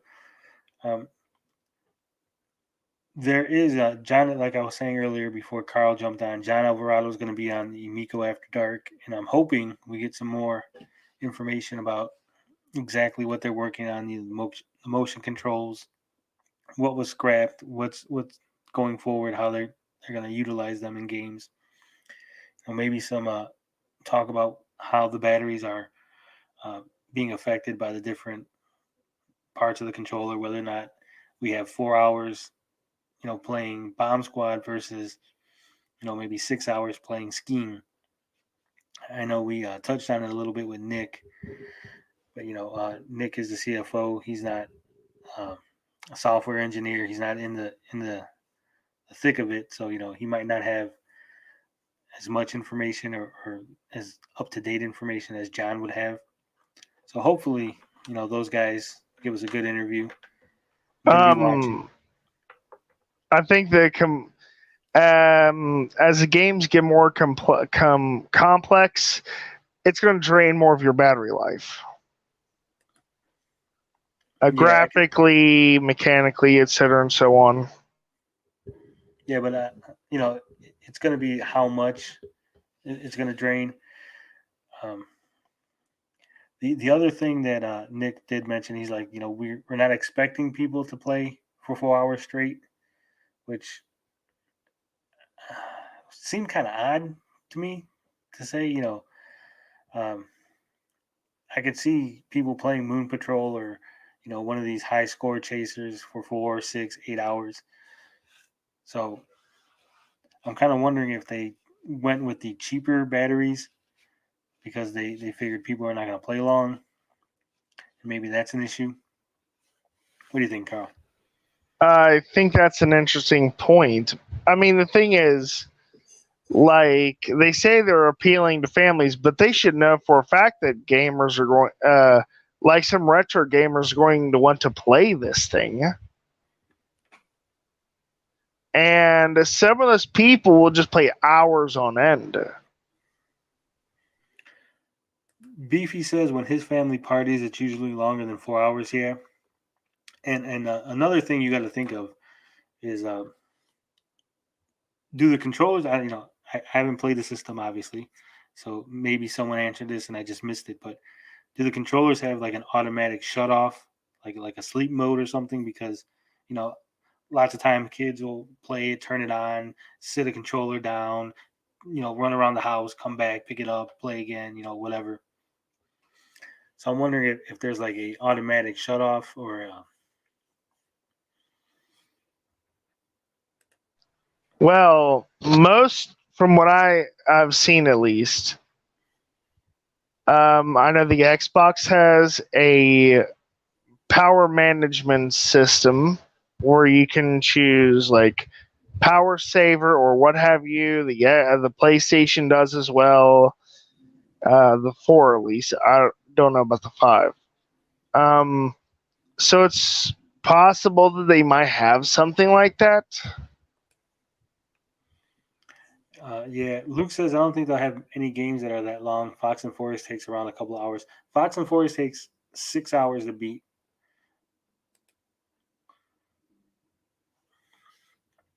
So do you think, Nick mentioned that they're going to kind of pull back from doing interviews, from doing these appearances on shows. So do you think we're going to see a lot more of Tommy Tallarico? Do you think he's going to, fade back into the shadows and let the console speak for itself? What are your feelings on this, Carl? Well, I've said this before. The Wii U was on, I think it was like the Steve Harvey show or Ellen, and look how that thing did. So there's no certainty that putting it on those shows will make it successful. Yeah, I kind of like that idea, to be honest. You like what idea? Tommy going into the back and not saying too much? I like that he's them not doing any talk shows. I think they should just work on getting their console out the door, do some marketing elsewhere. I mean, most there's, I don't know of a single parent that actually watches that stuff. Yeah, the talk shows and stuff, they're not so much. People aren't watching it as much as they used to. I don't think there's any really big, the Oprah era is gone. So I don't think it would do them that good, that much. Ellen as her. There's also one detrimental factor of those giveaway shows. What's You're that? dedicating a lot of inventory to those shows. This is true. Computer Coder says properly advertising it for what it can do and what it has available will make it sell, assuming it has something that will make it sell. Yeah, this is true. A lot of the messaging that Tommy does, a lot of the messaging that we hear from the Amico fans is always what it doesn't do or what others do that it doesn't do, and not so much what it does do. I think they got to focus more on this is what we have. Here it is. Here's what it looks like, and not so much. Well, they do this and we don't, or they have that and we don't. I don't think that that's going to help them in any way. I think comparing it to the Switch or comparing it to this PlayStation or the Xbox or saying well those guys go on the internet and that's evil. I don't think that's helping them. I think it's hurting them more than anything. So I think they should just focus on what they do. Think that when Tommy Tallarico used that gaming racist comment, I think Nick probably wanted to strangle him a little bit. Nick did seem like Amico does it with Nintendo. Nick did seem to be a little understanding that perhaps Tommy went a little too far in some of the things he said, and I always want to give people the benefit of the doubt. I always want to give people a chance to redeem themselves, to apologize. And I know everyone's thinking that Tony's selling out here, but you got to give people a chance to grow. You got to give people a chance to better themselves. Whether they do it or not is a different story. But it was pointed out. We've pointed out many times the things he said, the things he's done. I think that harping on it, that's when you become a hater. When you just constantly bring these things up over and over and over again, I think at some point, then you become a hater. You've transitioned. You've made the change from just a regular critic to a hater. It's just that, at least for me, I don't know anybody else, but every time you give Tommy Tallarico some space, he says something else. He says another stupid thing.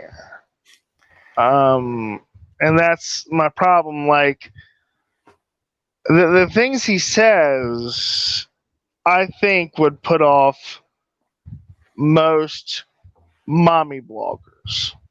Yeah. I can't see them really being interested in someone who says, I don't like you, or I don't like that or whatever.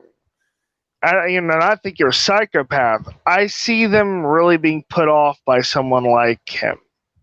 I know Saggy likes people like that who don't take any crap, but I've said this before. The problem with not taking any crap is when you end up against someone bigger than you, you end up broken and bloodied or worse. Well, I think it's a situational thing. I think it's good not to take any crap for anybody. That's fine in everyday life. But when you're selling a product, you have to put that aside. You have to say, you know what? How is this going to affect the way people view the product if I'm being aggressive? Even if you feel that you're justifiably aggressive, even if you feel you have righteous indignation and that you should be aggressive, you still gotta, outsiders are not going to have all the information. People looking in are not going to know why you're yelling at Patney or why you're calling me a psychopath. They're not going to know any of that. They're just going to see the CEO calling people crazy names and wonder what the hell's going on. Go on. Show says the marketing will immediately be better if Tommy steps to the side and gets a professional. I agree. I think it's time for him to step aside and let real PR people, real marketing people, step forward and do the heavy lifting.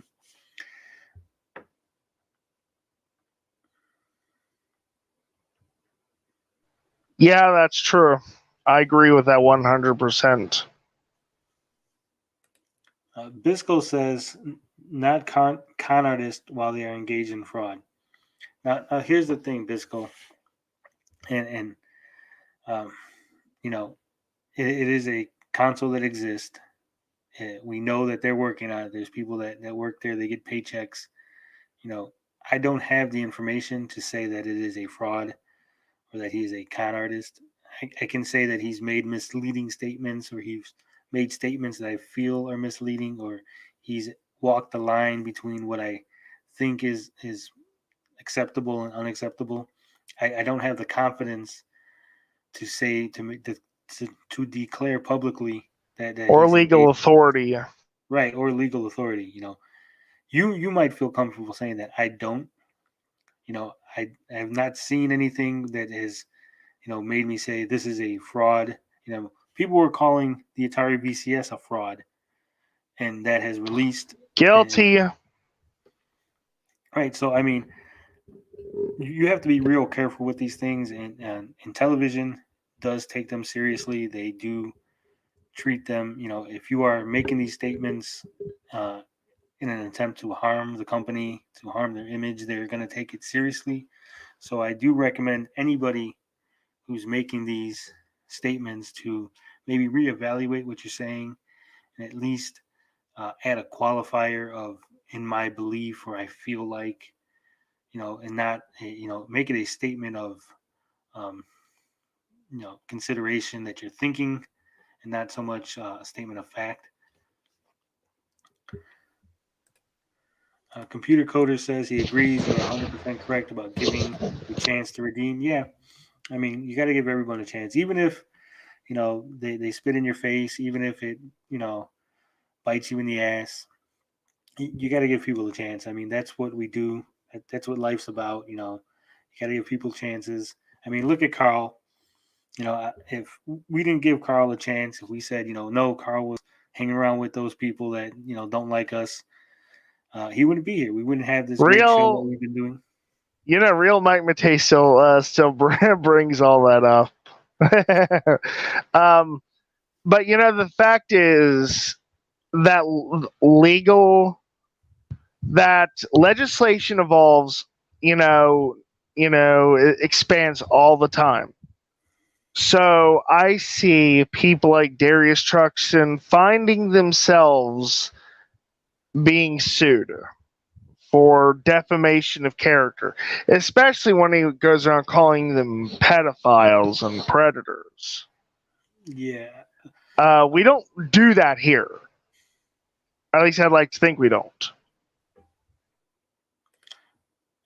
Luke Skywalker says, I get that he doesn't like for someone to trash his product, but he is a CEO and people expect him to act a certain way and hold them to a certain set of standards. Well, here's the thing, and this is, again, my opinion. If I were to trash the Amico, if I were to shit on the Amico, I have sub 200 subscribers. My view counts barely 500 sometimes. It averages around like 350. Okay, so let's say that every person that views the video that I made shitting on the Amico, all 350 of them. Now, are you being literal here? Yeah, we're being literal. I mean, literally shitting on the Amico. Literally, like I pull out the thing and I put some kitty litter in, and I literally no. But if I'm trashing it, right, and all 350 of my subs, cancel their pre-orders, that's I mean, it shouldn't be that big. 350 people canceling pre-orders should not be that big of a effect on the Intellivision brand, on the Intellivision profits. So I think it would still be obviously wrong and immoral and unethical to do those things, but I think that they should at least evaluate. Will people see us going after this small YouTuber as a good thing or a bad thing? What will be the blowback? Is it worth pursuing this legally? They really got to look at that, because if they're going after these small channels for even if they're blatant, even if the channel is blatantly saying, this is a scam, 100% fraud, and the guy's got like 3 subscribers and no one's watching his videos, is it worth their time and effort to go after them? Is it worth the potential blowback to go after them? With the amount of money that Darius Truxton spends on pot, I think it's definitely worth going after him just for that money alone. No. You like I said, you still have to look at it in terms of public perception, what the public is going to see, what other people are going to see. Very true. So I mean, and personally, I've had issues with Darius. He said things about me. I've probably said things about him. But overall, I don't think he's a horrible person. Overall, I think, he does take things a step too far sometimes. I don't agree with all the language he uses, but, there are a few nuggets sprinkled into his rants where you're like, hey, that's a good point. If he stuck to the good points, I think he'd have a lot better channel. He'd get a lot more respect in the community, and people would probably not, mess with him as much. But I don't really want to talk about anybody specific. I'm sure this has already been clipped and sent to him. True. Canadian Gamer says, I don't think he'd get sued. I mean, it's hard to say. It is a situation where they, like Nick said, it is his job to go out and make sure, to protect the brand, to make sure that, no one's doing anything with the intent to harm the company. And, that is an understandable thing. Personally, I think that they should privately contact these people as best they can. Hey, you've done X. I'd appreciate you changing the title or editing this out of your video. I think that would go a lot further to hide the, to protect them from backlash. But I could see a potential, if the Amico comes out and flops, I could see, investors pushing them to, hey, we need to get this money back somehow. There's a bunch of channels out there that we're going to say contributed to the failure of the console, go after them and get our money back. I could see that happening. That's a very good point. I think that bit about when you're talking about product association and all that, I think that a lot of people do associate CEO behavior. I mean, look, okay, I'll give you an example. Bill Clinton, because of what he did with Monica Lewinsky, he's known as, a cheater. He'll never be able to escape that reputation by normies. Now, I'm not getting political here. I mean, that's the truth. Look it up. It's in history. So I see that becoming a possibility if Tommy Tallarico is not careful.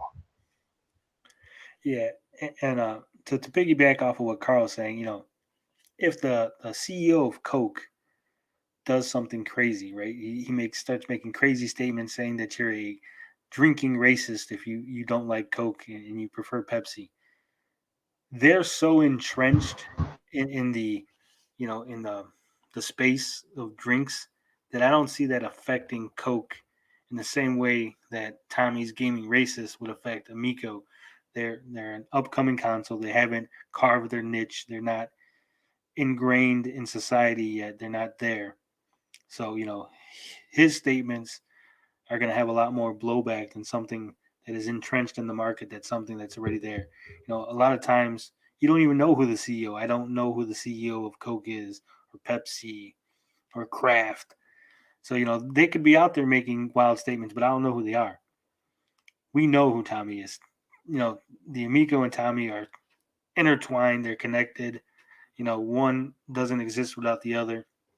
So, his statements are going to reflect very, very. I'll give you I'll give you another good example. Because look at Donald Trump. and I'm not trashing the guy. I'm just saying, because he admired the compliment that certain hate groups gave him, he's kind of associated with that now by some people. This is true. Now, and I'm not trying to get political. This is history. It's in YouTube. Look it up. Gogo13 says, system seems behind. Do you think a soft launch is even possible? I do think a soft launch is possible. I don't think a soft launch for October is possible. Like I was saying earlier. I actually did want to ask something because I was confused. What does sequencing the launch mean? That means that instead of releasing, say, all 100,000 at once, they would release, say, like 10,000 and then. Oh, so he's going to stagger it. Yeah. Okay, yeah, that actually makes better sense. I mean, though I think Tommy Tallarica did say that, so because I did ask, I was asking him about it once, as I mentioned before, and he said that they were going to focus on the VIP and the Founders Editions first, but I could never get him to tell me whether or not the various editions, like the wood grain edition or so on and so forth, have a specific priority. No, I think the priority would be VIP, not VIP, Founders Edition first, VIP next. Internal pre-orders probably would be third in line, or pre-orders from maybe one of the major partners. However it is, they got it worked out, but one of those is going to take priority or the other. Show says no one is seeing anything till May 2022. That's his guess. And Bisco's saying, got to give millionaires taking other people's money the benefit of the doubt. No, I do not. No, I'm not saying you got to give them the benefit of the doubt. What I'm saying is you have to protect yourself just the way that other people have to protect themselves. Just the way. In other words, can I elaborate on this? Yeah, go ahead, Carl. Okay, so it's basically two wrongs don't make a right. Yes, you could call him out on it, but wouldn't it be so good to not say anything at all, and him getting caught, them getting caught with their pants down without you having to intervene once. So you can wag your finger and say, I told you so, I knew it. You get to be the better person. Being the better person gives you so much more privilege. Yeah, and I've done investigative journalism. I've looked into people in different situations, and there is a point where you have to say, is this worth saying? Is this worth discussing? What are the legal ramifications?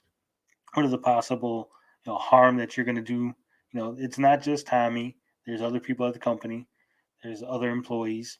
You have to think, in terms of, are you doing more harm than good? And I don't know. That's a choice that everybody has to make for themselves. That's something that everyone else has to think of. And you also have to think of, what harm is going to come to you. If you're wrong, if you're coming out here calling them a fraud and you're wrong, what legal ramifications are you going to face?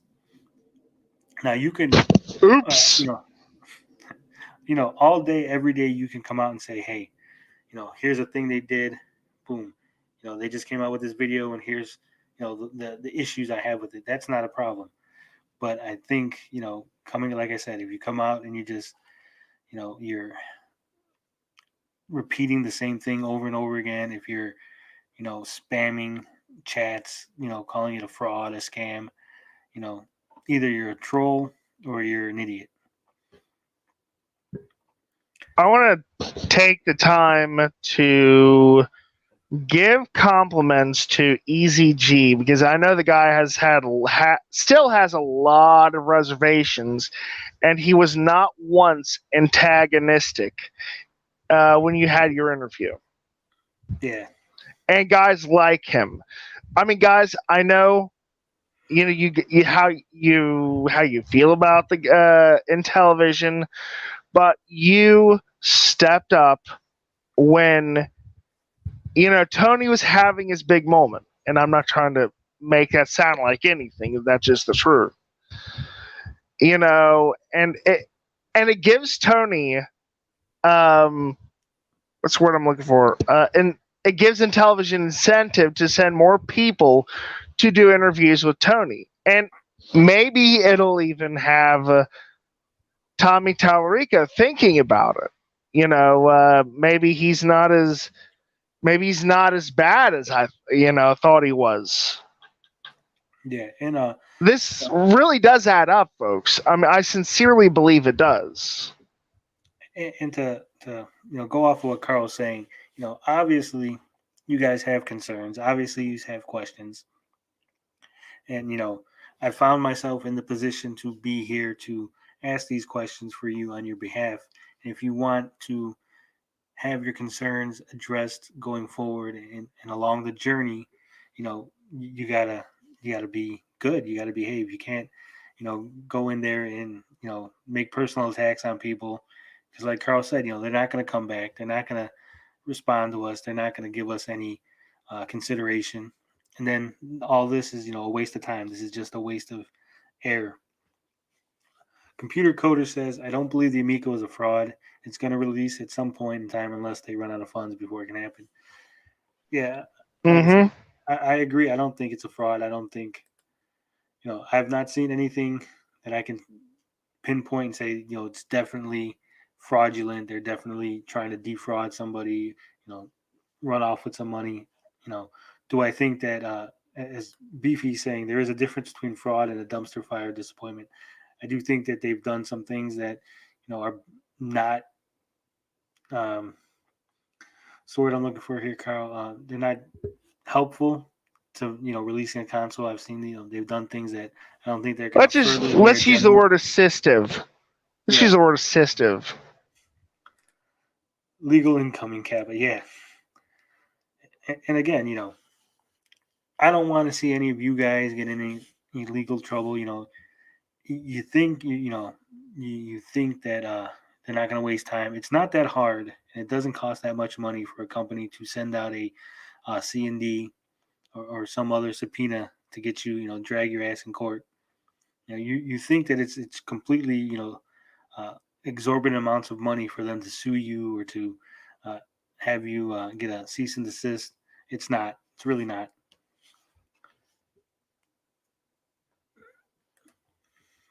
And Gogo 13 says. Oh, go on.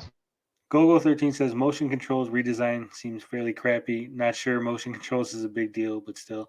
Yeah, I didn't like the way that they were redoing the cornhole motion controls.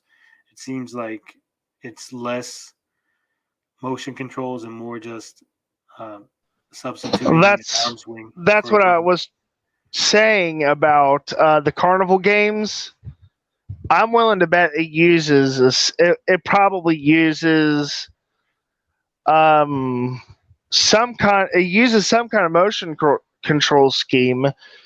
So I mean, what am I trying to say here? It's not that different from that scenario. Does that make sense? Yeah. So the chat has been popping. Apparently, not everyone's agreeing with my assessment of the situation. Ren says that the legal process would drain Intellivision dry. Like I said, you guys would think it would, but it might not. If they already have lawyers on retainer, so they're already paying them, so it's not going to be that much extra to send out C&Ds. And if I'm right, that's common for companies. Luke says, when the Amico does come out, what are all those who have been trashing it going to do? They have no content unless they get a console for themselves. Well, realistically, all those people that are just the actual haters, the people that are just trashing it for no reason, they'll probably just move on to something else to trash. They'll just call something else a scam, something else a fraud. Most of those people will be out. Yeah. Sorry, go on. No, that was it. That was the end of my thought. Oh, and I'll tell you my theory. I think they're going to lose.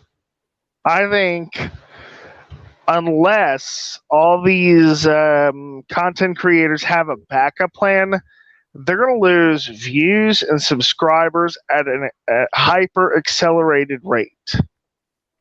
Yeah, probably. Gogo 13 Which says, was what I was trying to tell you about, Tony. As that goes for you too. yeah. We've been pivoting from just Amigo talk. You know, like I said, I just found Yeah, myself in I know. I'm just in this I'm just weird making it. position. Yeah, I'm just making a point. Is all. So what do you say? Gogo 13 says, I get the feeling they don't want to spend the extra money on parts, though that could be because it's just not ready. Well, here's the thing. Like Nick was saying, they do have investors. They have a board.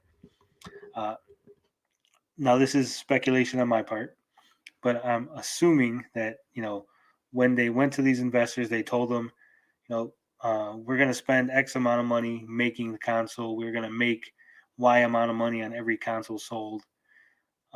That's why this is a good investment.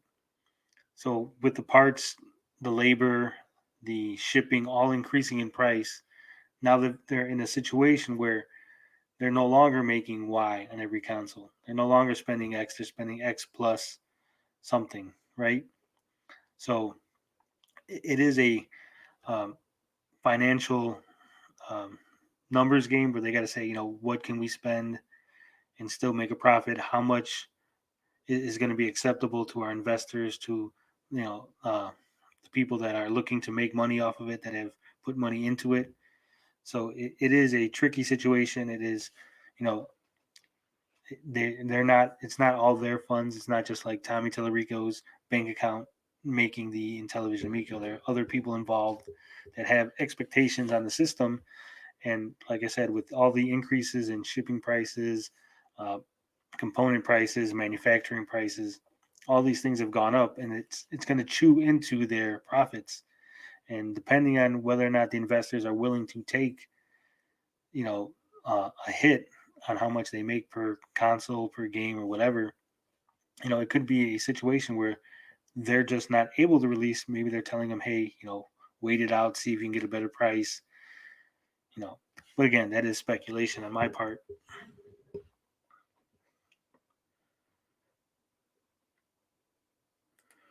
Tommy Yumiko says, cornhole looks awful, my brothers. Well, they didn't show cornhole. I think a lot of people were confused. Maybe they missed what was said in the video. I don't know if you've seen that video, Carl. Are you with us, Carl? You alive? Sorry, I was reading comments. Stop reading while we were streaming, Carl. Did you see the? No, I didn't see the video. I don't really look at many Amico videos, to be honest.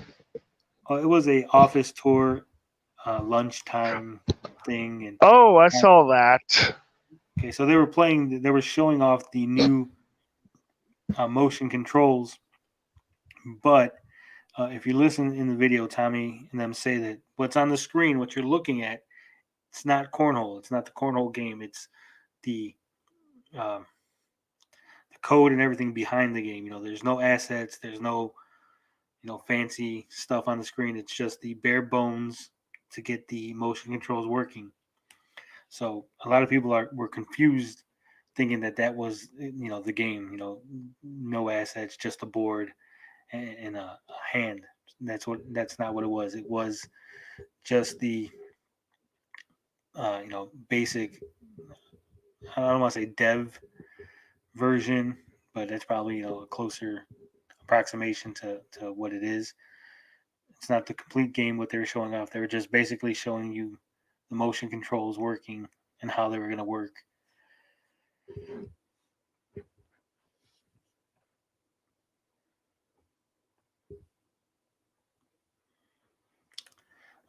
Tommy Yumiko says, why would you want to talk to Tommy? He's just going to lie to you and be a fraudster. Well, he was also basically saying, why do you pretend you're more than an Amico channel? He's working on that. Tony is working on that. Well, I'll address that separately, but why would I want to talk to Tommy? Okay, well, two things. One, let's say that you're correct, that Tommy is a fraudster, right? The more you get him to speak, the more his fraud will be exposed, right? So wanting him to talk, even if what you believe is what he's saying is fraud or a con or something of that matter, the more they speak, the more they expose themselves. So if you think that it's a fraud, if you think that it's a con, you would want him to speak as much as possible, because those people cannot keep their lies straight. Eventually it'll catch up to them and they'll expose themselves. So, if that's the route that you want to pursue, then obviously you want him to talk to them. Can I intervene about this one? Go ahead. I think I need to elaborate on my philosophy on lying. The rules. Now, the rules are basically it's never lie about anything small, never keep the lie big, never spend more than a moment to craft the lie, and never lie to the authorities. And the principle behind the first three is that the more the complexity of the lie will bury you. Yep. And that's why it's basically the philosophy is, if you just lie about little things like, no, I didn't eat that last cookie, you're not going to get into as much. You're not going to get into nearly as much trouble, when you say something like, "Why no, I didn't bury the hatchet in her back." Yeah, and to further go off of my point, like I said earlier, I'm always open to allowing people to redeem themselves, to change. You got to let people, have the opportunity to change. So, talking to Tommy would give him another opportunity to change, another opportunity to put on his big boy pants, as Gen X Gamer likes to say, put on the big boy pants and come out and say things in an open and honest way, the way Nick said. You have to give people these opportunities. You have to give people a chance to better themselves, or else, what's the point of having a society? We would just be, poking everybody's eyes out. You know what they say, an eye for an eye leaves everyone blind. Yeah. I want to use a little bit of religion here. So, there's lots of passages in the Bible about forgiveness. And I choose forgiveness, every time. I might speak ill of Tommy every now and then, but, I really look, he has lots of, I don't know, fans, followers, whatever, for a reason. I mean, the guy really does have amazing charisma and energy. I mean, Geeks with Cash was right. He could sell you your own shirt. Not me. I mean, well, we're suspicious of everything. So yeah, I mean, And the second comment here, where he says, "Stop pretending you're more than an Amico channel, Tony. You only got to interview Nick because you bought the shell." Yes and no. Okay, so I got to interview Nick because I asked whether or not me buying the shell affected his decision, whether or not my behavior affected his decision. I don't know. He said that me buying the shell helped for him to make the decision to be on the channel. So, whether or not that was the deciding factor or the only factor, I don't know. But I do know that if I was an asshole to him, then he wouldn't have come on the show. I know that if I was an asshole, he wouldn't have even considered it. So let's be honest. yeah, let's be honest, Tommy Yamiko. I highly doubt a guy like you would ever get an interview with him. But a guy like Tony definitely has the potential to get interviews with him and other in television personnel. I mean, that's just, because he does seem, and I think morbid curiosity got the better of Nick. Sorry, Tony. I mean, I think that was part of it. It very well may have been. I don't mean anything mean-spirited by the comment, folks. That's just an observation. I think Nick is a secret supporter of the channel. He lurks the channel. He likes what he hears. That's what I think. His daughters obviously love the hater community. And to the second part of your thing, where it says stop pretending I'm more of just an Amico. I'm not just an Amico channel. If you go into the catalog of my videos, if you look at the first videos, I think I wasn't even making videos. Like the first two, I did it like an introduction to what the point of the channel was going to be. Then I put up several videos from other people that were working on the website. They were doing a podcast on like board games and stuff. I put up some trailers that I received from some companies. I was trying different things. The only reason that I've done so much Amico content is, like I said, you guys, have criticisms. I've fallen into the position of being the guy that speaks on your behalf. And, it's just that weird position that I'm in. It's not, I don't want to be an Amico channel. I do want to branch out. And a lot of times I have to decide, do I talk about this new Amico thing or make a video on something else? And a lot of times the Amico thing does win because it is easier.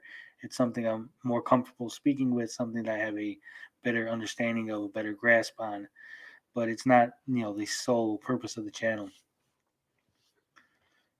And Luke is right. I will have a channel, after the Amico is out. And, people who are relying on the Amico straight for just, content, they will eventually at some time run out. I'm not relying on just the Amico. I make other videos. I've made other videos. Like he's streaming videos. He gets He gets test code review codes for. He reviews movies. Yeah, I think a lot of the issues is a lot of people only come here for the Amico content, and that's fine if that's what you come to the channel for. But because you're coming here just for that content, you're assuming that that's the only content I have. It's not. I have other content. Maybe it's not as pronounced or it's not in your face as much as the Amico content is, but it's there if you look. Gogo13 says, Nick confirmed all the things we've been thinking. It's behind and has been behind. Lag was in the controller, but probably better now. Motion control not working. Lots of great information. Yeah, he did confirm there was a bug that was screwing up the gyroscope. He did confirm that there was some issues that were causing lag. It wasn't a issue inherent with the hardware, but it was more of a software issue that was causing lag with certain games and certain things. I don't want to. I didn't write down what he said exactly. So you can go to the interview and listen. I don't want to put words in his mouth.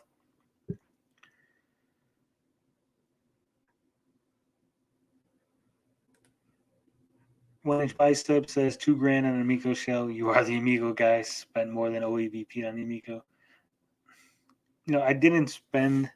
I don't like talking about this. I don't like. Nick brought it up a couple times. I'm not really. I don't do these things. I don't donate. I don't give money to charity to get pats on the back or to even discuss it. I just do it, and it's a thing that I did, and that's it. Really. So it's kind of, it puts me in a weird position when you guys bring up the price of the shell. There was a charity. I just, I wanted it.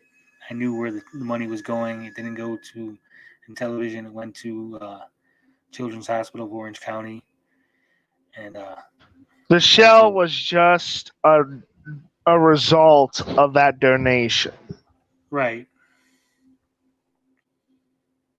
And let's forget the fact that Tony literally broke his arm patting himself on the back. Sorry. I couldn't help that. Yeah, Tommy Amico says, no, I wouldn't want to interview anyone. I just like to make fun of people. That's fine. That's what you do. That's your channel. That's cool. I do other things. I branch out. I do have a website. It's been on hiatus, but it's eventually going to come back.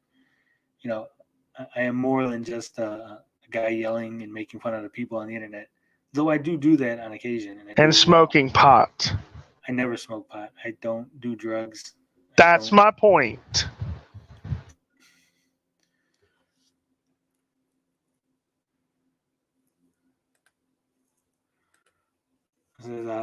Once the Amico dies, I plan on creating a web series, buddy cop comedy featuring Carl and his zany antics with the straight shooter Tony from Geek It Away. Yeah, I'd definitely be down for that. We'll get someone to animate that, an animated buddy cop show with me and Carl.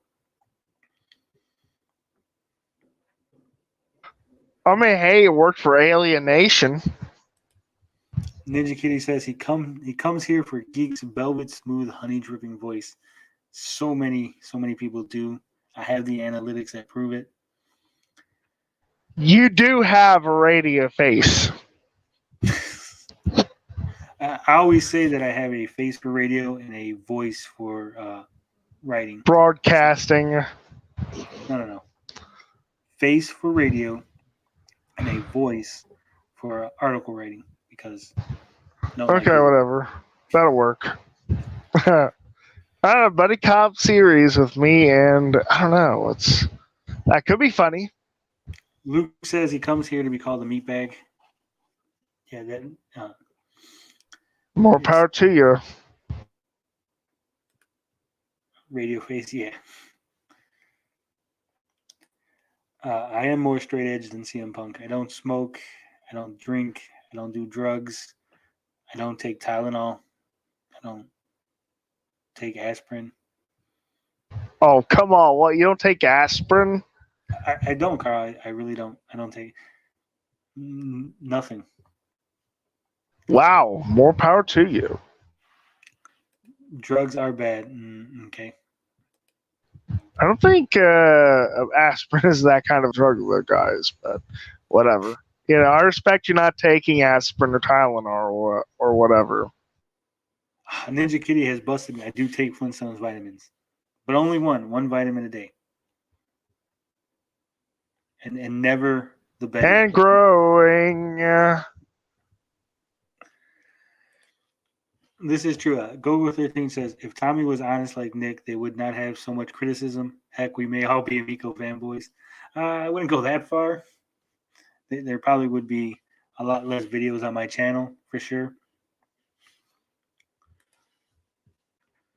There's no way Tommy Amico or Bixel will ever be Amico fans.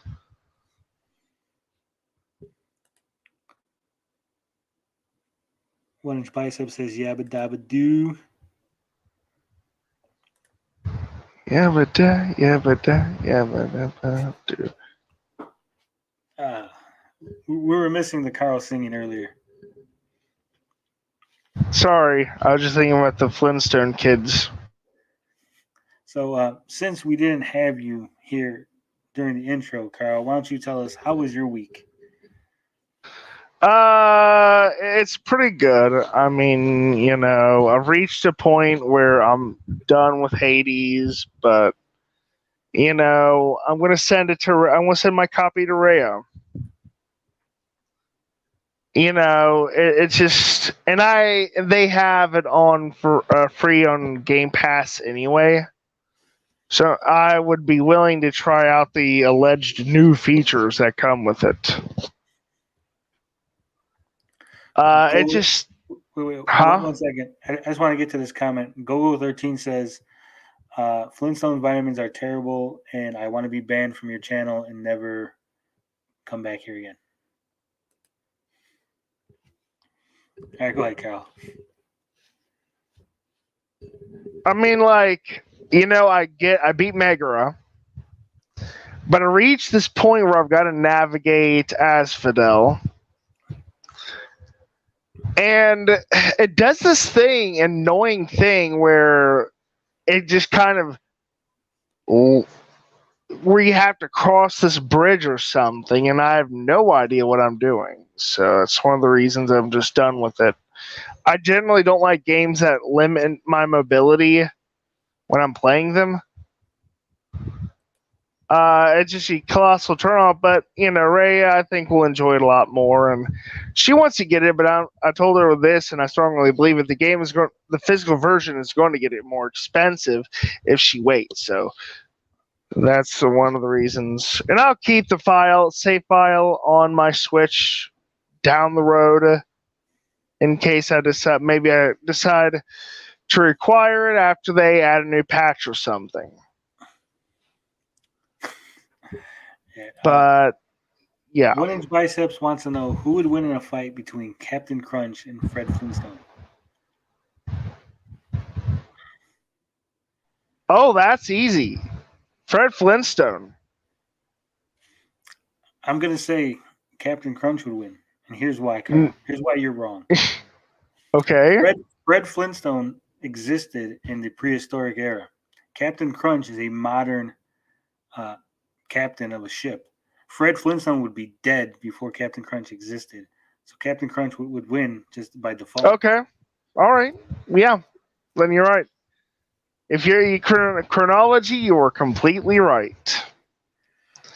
But I mean, if you're talking about if you pit them against each other, like Celebrity Deathmatch, Time Machine, I'm sorry, but Fred Flintstone would win. He's got the strength, and Captain Crunch would probably die of a heart attack or something. Fred Flintstone would probably crush Captain's Crunchberries in a real quick succession.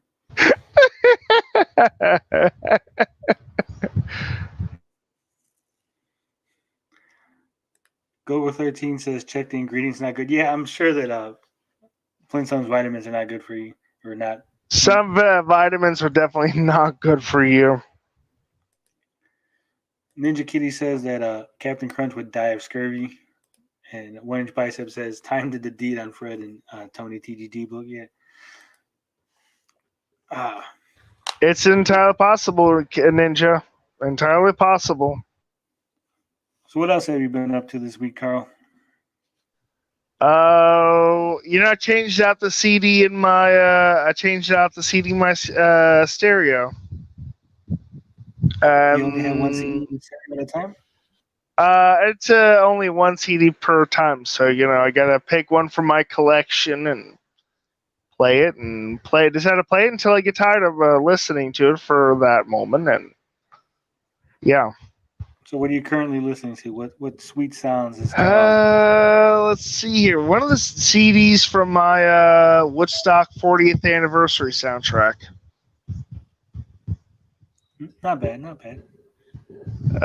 Like Joan Baez and people like that. Yeah, not people that I listen to.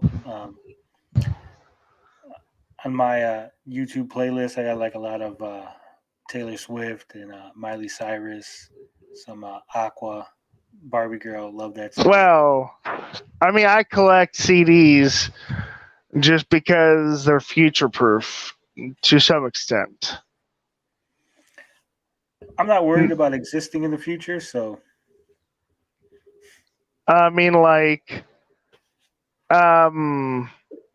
and honestly speaking, kind of like the stuff they've done with this. And I plan to get more CDs, but I ordered this, and I'll tell you something that actually happened to me with this. When I first got this, one of the things that held one of the CDs broke, so I actually had to get a new one. I had to actually get a new 6 CD case, which, it was a colossal pain just getting the labels transferred and everything. Computer Coder says, wow, not even a CD changer. We got to get Carl one of those 6 CD changers. I mean, it's I don't have a lot of room for I don't have a lot of room for those massive collections. Otherwise, I'd load it with CDs from my Time Life collection. Yes, folks, I bought a Time Life collection of CDs. GoGo13 says, I love CDs. They sound better than streaming, especially if you have the early masters before the loudness wars. You know, it really is just kind of cool. You know, and I'm going to sound really old when I say this, but like you can hold them in your hands, and some even can have books with them. And both of my CD collections, the one for the '80s and the one for Woodstock, they do have that kind of stuff. So it's kind of nice to have it in your hand and maybe occasionally turn the lights on and read it. 1 Inch Biceps wants to know, will you switch to records? You know, it's funny. My dad actually has a record player in my room. Do you scratch the records? Do you do like a little like? No, I don't touch them. I don't like records myself. They're just too big. I'm not that nostalgic. Okay, I mean, we had records when I was little, and you know, I just when CDs came along, I was enamored. I was more enamored with CDs, to be honest. Why were you enamored with CDs? What was so special about the CDs? Well, you know, they're smaller for one thing. That's what she said. And you know, I can just load them in like I actually have a shelf for my CDs. You know, and I can get soundtracks, and I actually have the soundtrack for and the Steelbook edition of Streets of Fire. So it's just nice having that kind of option, you know. Maybe if a vinyl option is available for that down the road, I'll buy just to have everything. But yeah. Yeah, I was never really a big collector of CDs. I think I had like 6 CDs in my whole life. Well, there's also another purpose. You can basically put a CD in your computer, rip the hell out of it, you know, and put the songs on your your phone or MP3 player or what have you.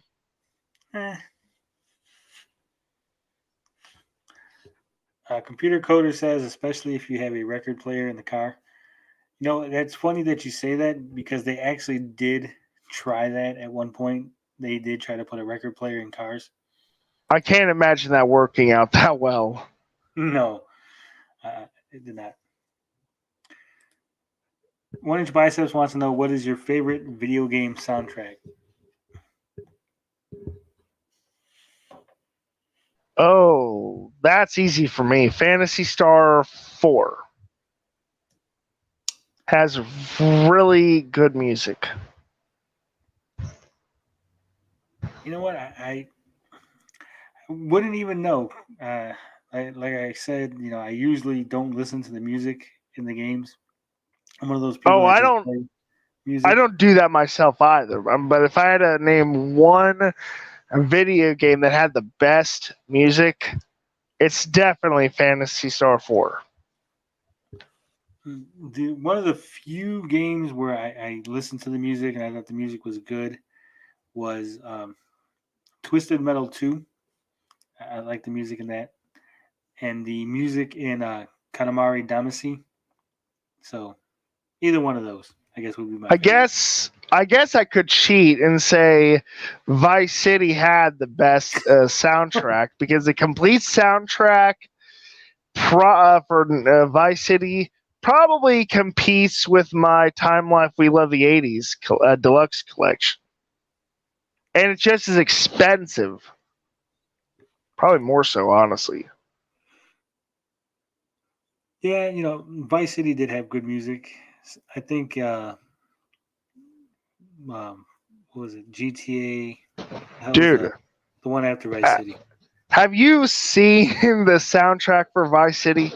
That sucker is multiple CDs long.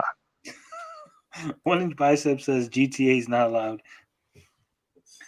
Oh, I mean, Fallout 3 also had a good soundtrack. Carl's cheating Yeah. over I mean, the music itself, not including the radio stations. It had good instrumental music. That's also a good one. If you had to pick just the basic, stuff. Yeah, like I said, Katamari Damacy for me is a really good soundtrack. That's a game that I'll actually listen to the actual in-game music versus me putting something on the radio.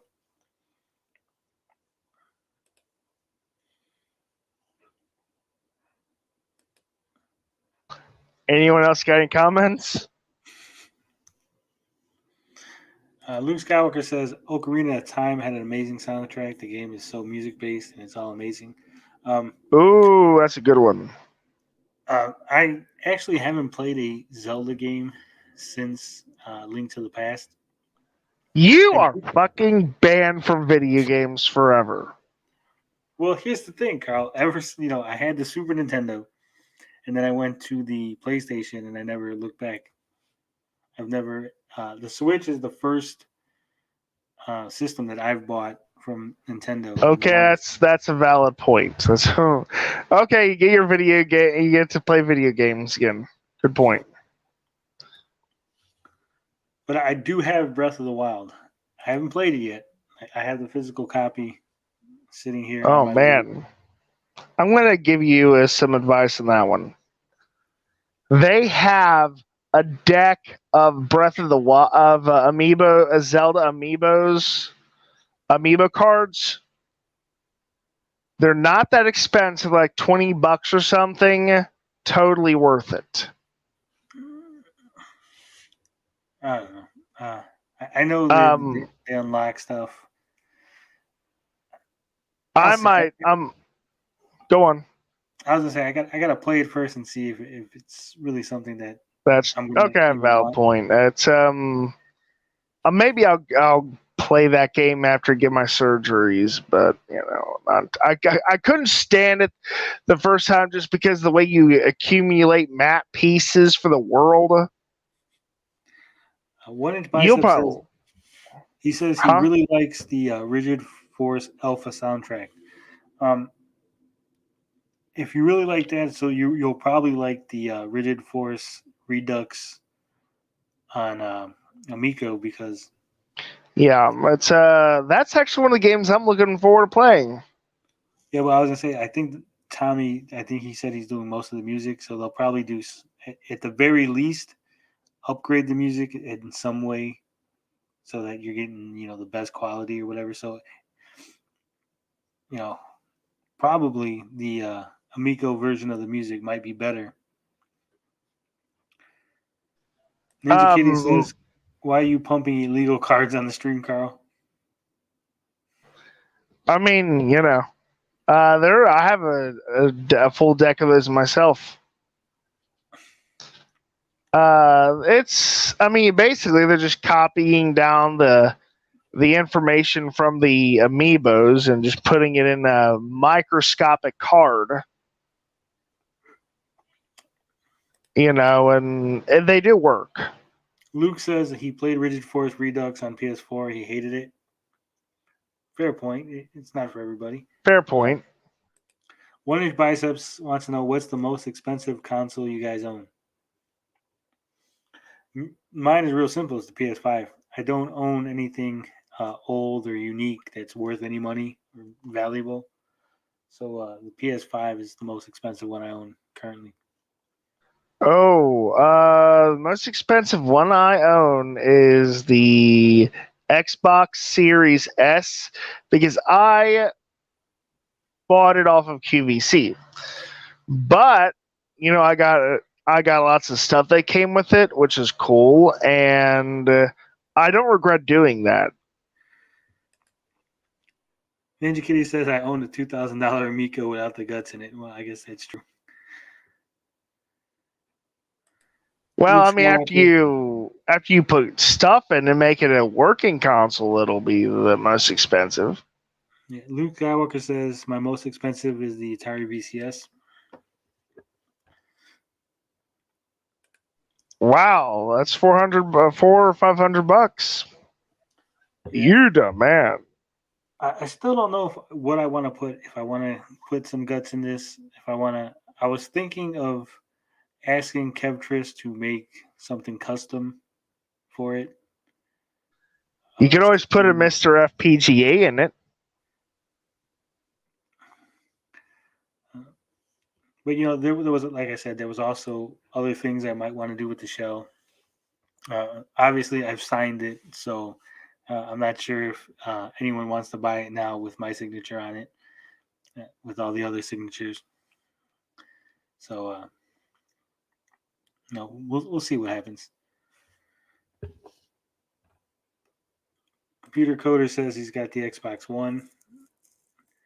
And Gogo says, think maybe the Vectrix used to be $150 not that long ago, but it seems expensive now.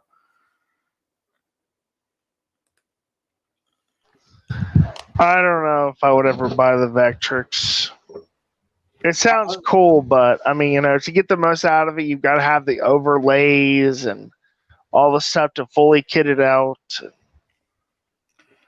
I don't know. Before I was gonna say, Tommy said that if the Amico takes off, if it's successful, that he wants to bring back the Vectrix next. Oh, that's kind of curious. I might do something to that effect. Maybe get into that maybe down the road. That's not a bad idea. I mean, the thing of that would actually make it more available to people. A new Vectrix. That's got merit, I think, but we'll see what happens. 1-inch Bicep says, would you entertain offers on the Amico shell? I would entertain offers. What do you think? What are you thinking, 1-inch Biceps?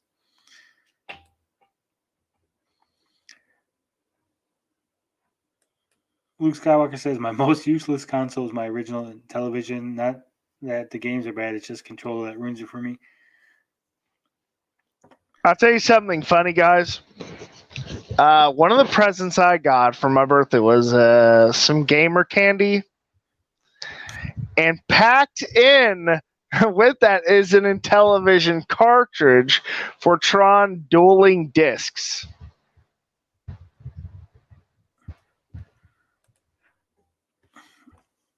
Ninja Kitty says, does the Stream Deck count? It doesn't count until you actually have it. Yeah, I agree with that. It doesn't count until it's actually in your hands. Yeah, I also got a Steam Deck. I got the cheap one that I did pre-order. I think mostly for the lulz. But everyone was complaining about how hard it was. They couldn't connect to Steam. The website was messing up. You got to review that on in a video. Yeah, so I was like, well, let me see. Is it really, that hard to connect? And surprisingly, it wasn't. I just jumped on, connected, clicked, to the paid, and now I got a fucking Steam Deck pre-order. 1-inch Biceps trying to lowball me. He's gonna give me $100 for the show. I guess it's about what your autograph is worth. Maybe, I don't know. Oh man, you could at least offer me $100 and like a guest spot on the In Your Head Wrestling Radio podcast that you do, 1-inch Biceps. I mean, you could sneak me on.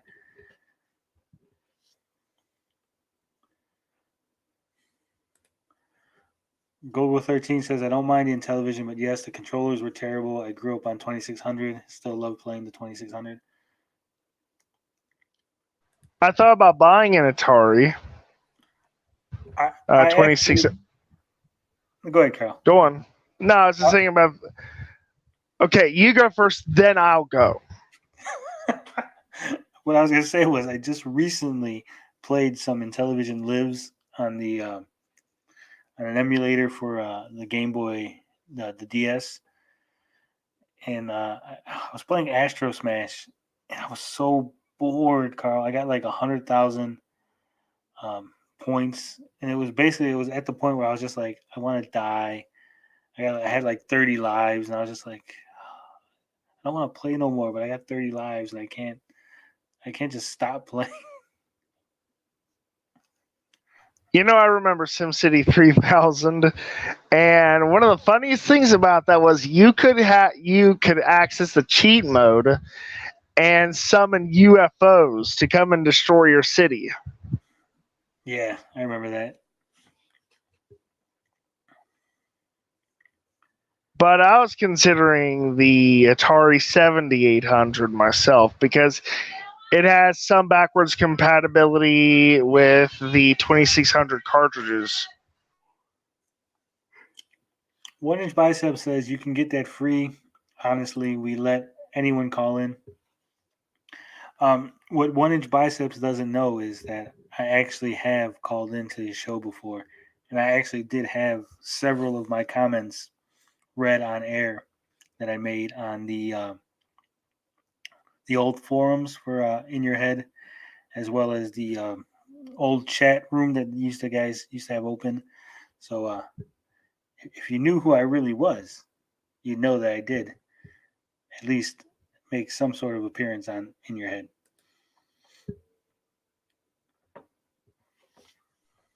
Dun dun dun!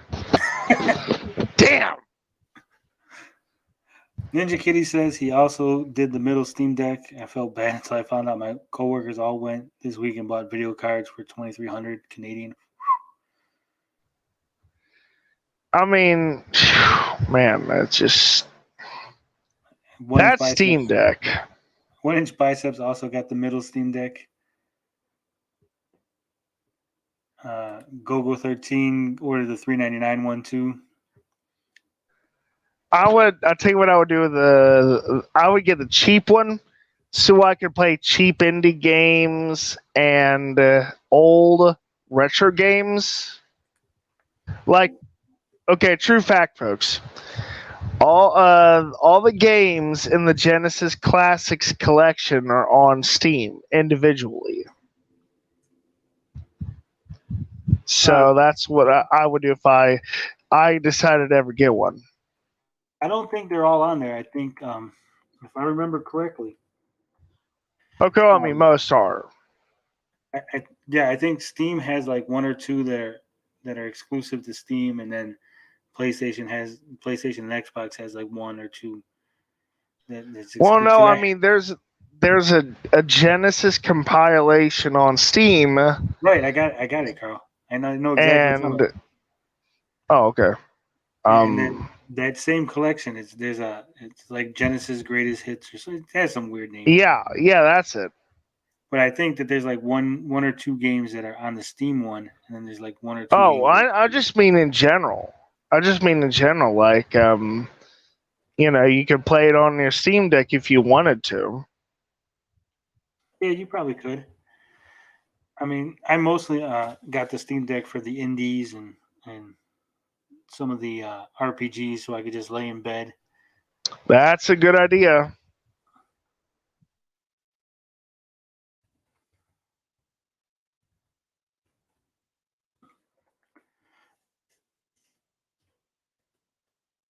One Inch Bicep says he don't know about the play date. What do you think about the play date, Carl? Is that I think it's a load of crap. The screen is not backlit.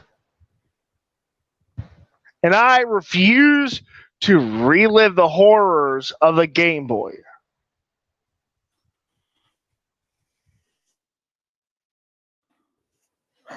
I never had an original Game Boy. The first Game Boy I had was I think was it Game Boy Advance SP.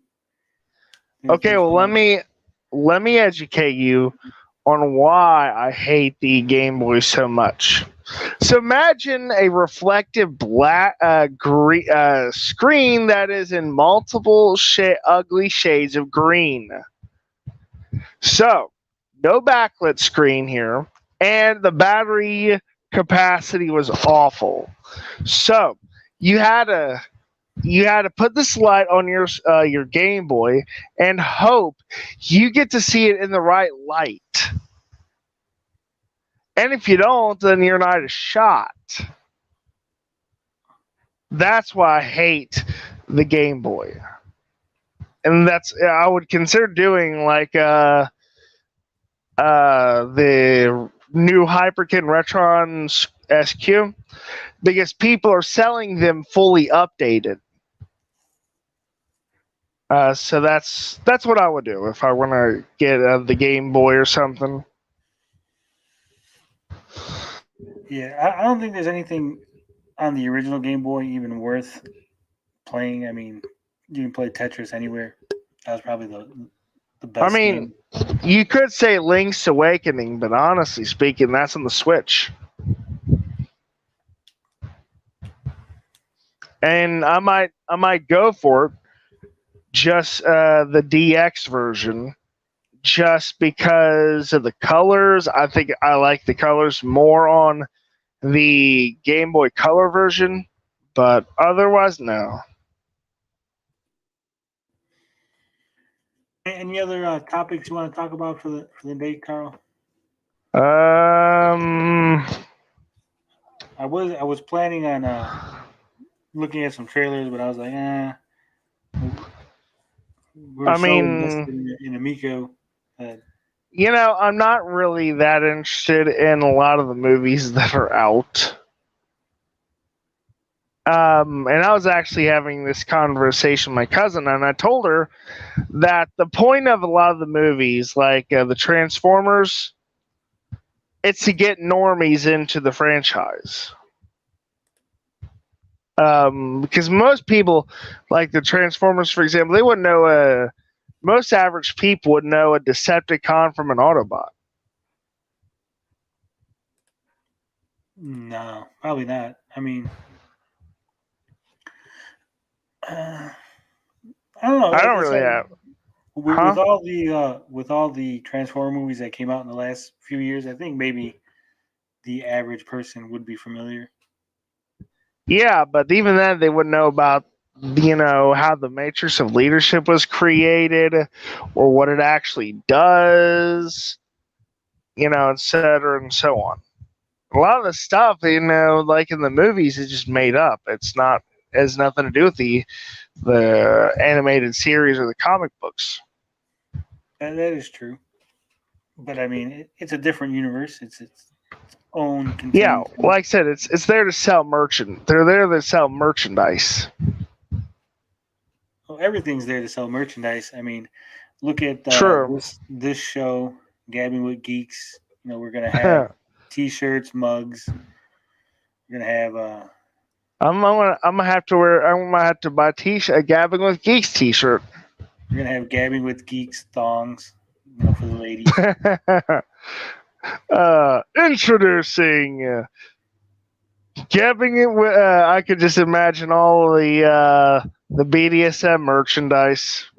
Gabbing with Geeks branded bondage harness. There it is. We are also going to have a Meatbag Nation Speedo. So, for the fellas. And Gabbing with Geeks branded rabies.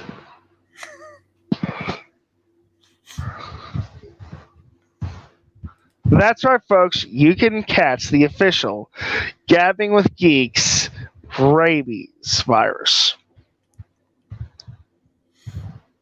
We're also working on the common cold, COVID-19, the swine flu. I once had Mexican pneumonia. Mexican pneumonia. Gogo13 says, I wonder if Nick got in trouble or if they wanted some of that information out. It was quite surprising. Ninja Kitty says, Nick is the boss. I don't see who can get him in trouble. Well, the only people that can get him in trouble would be the board, the investors. I mean, I think it needs to happen. I mean, I think they're getting more positive reception. Yeah, You I know, agree. Like I told Nick, I don't understand the secrecy behind the specs and the developers, and it's all weird. It all seems weird. Like all the other yeah. companies, all the other stuff will just be like, here's our specs, right off the bat. It's the Illuminati.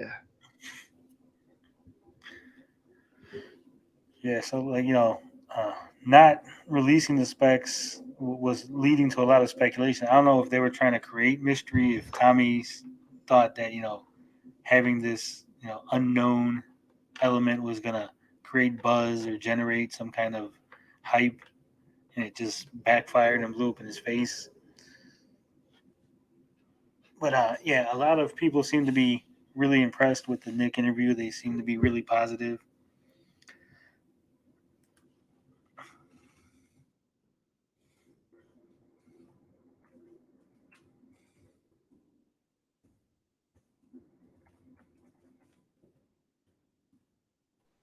True.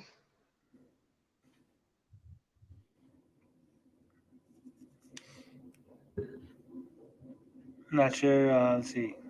Gogo13 says he seemed really honest about stuff, not car salesman like. Not sure how they will get more cash. There's always investors. There's always people looking to invest.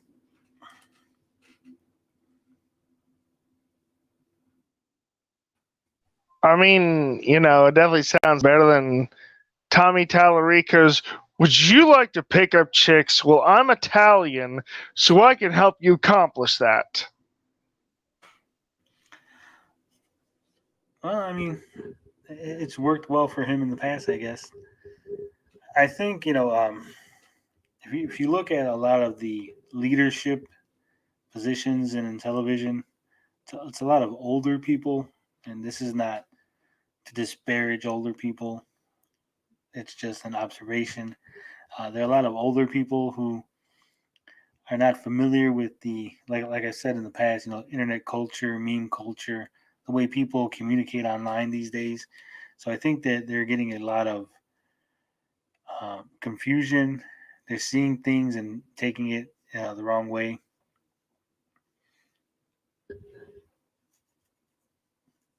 They're not as hip as Carl is. Would you agree, Oh, Carl? there's nothing hip about me. But I'm the it's hip to be square. squarest square in the world, dude. But I think it's hip to be square, isn't it? Isn't that what the song says? I don't know, but I'm the uncoolest guy in the universe. This is not true, Carl. Everyone here thinks you're cool. Everyone. Well, you know what I mean. I mean, like, if life were organized into tables you would sit at in a high school lunchroom, I'd be the one sitting with all the people in the chess club. If I was in that same high school where all the people were organized like that, I'd be sitting with the cheerleaders. That I believe. I could imagine going, "Hey, baby, what's up?" Oh yeah. In my younger days, I would definitely talk like that, and it works. I mean, for all the guys out there listening, confidence is key. Don't let anyone throw your game off. Roll with the punches. Always be smooth.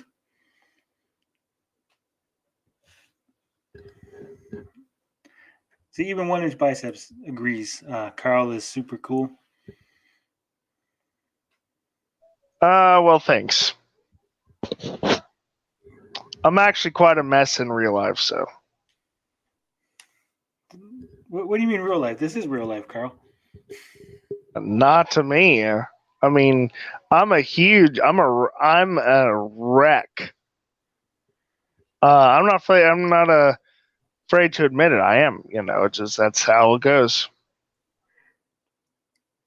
Gogo13 says you should make more people mods next time so you know who's real and who is fake. That's the thing. There's some of the people that were coming into the stream were making fake accounts of people that I would never make a mod. So it was kind of like hard. And some people were doing all that stuff, like F1 JV or whatever, who apparently didn't like us deleting his comments. Which I did warn him that would happen. I did warn the folks that would happen. Yeah, like I said, there is a certain level of professionalism that I like to have on the channel during certain times. Obviously, when I'm live streaming here with Carl, we're just having fun. We're just shooting the shit. It's a lot more easygoing. If you guys want to insult me, I have no problem with that, no issues. You can say whatever you want about me. I just ask that you do not insult the guest, do not insult the co-host, do not insult other people, other commenters, because at the end of the day, it is my channel. I will be the one responsible. I don't want to have to deal with YouTube or any other kind of consequences from allowing such behavior to go on. There will be consequences for your actions. Exactly. Yeah, Ninja Kitty says Lavos definitely warned the folks. Yeah, they got warned. They knew. They didn't like it. And that, by the way, that wasn't me making fun of German. Just I think it's if you're really going to go for that kind of warning, I think a German accent really is super appropriate. I mean, it's definitely something more serious than a New Yorker accent or something, or a Southern accent. Yeah, I can do a couple of good accents. I try not to.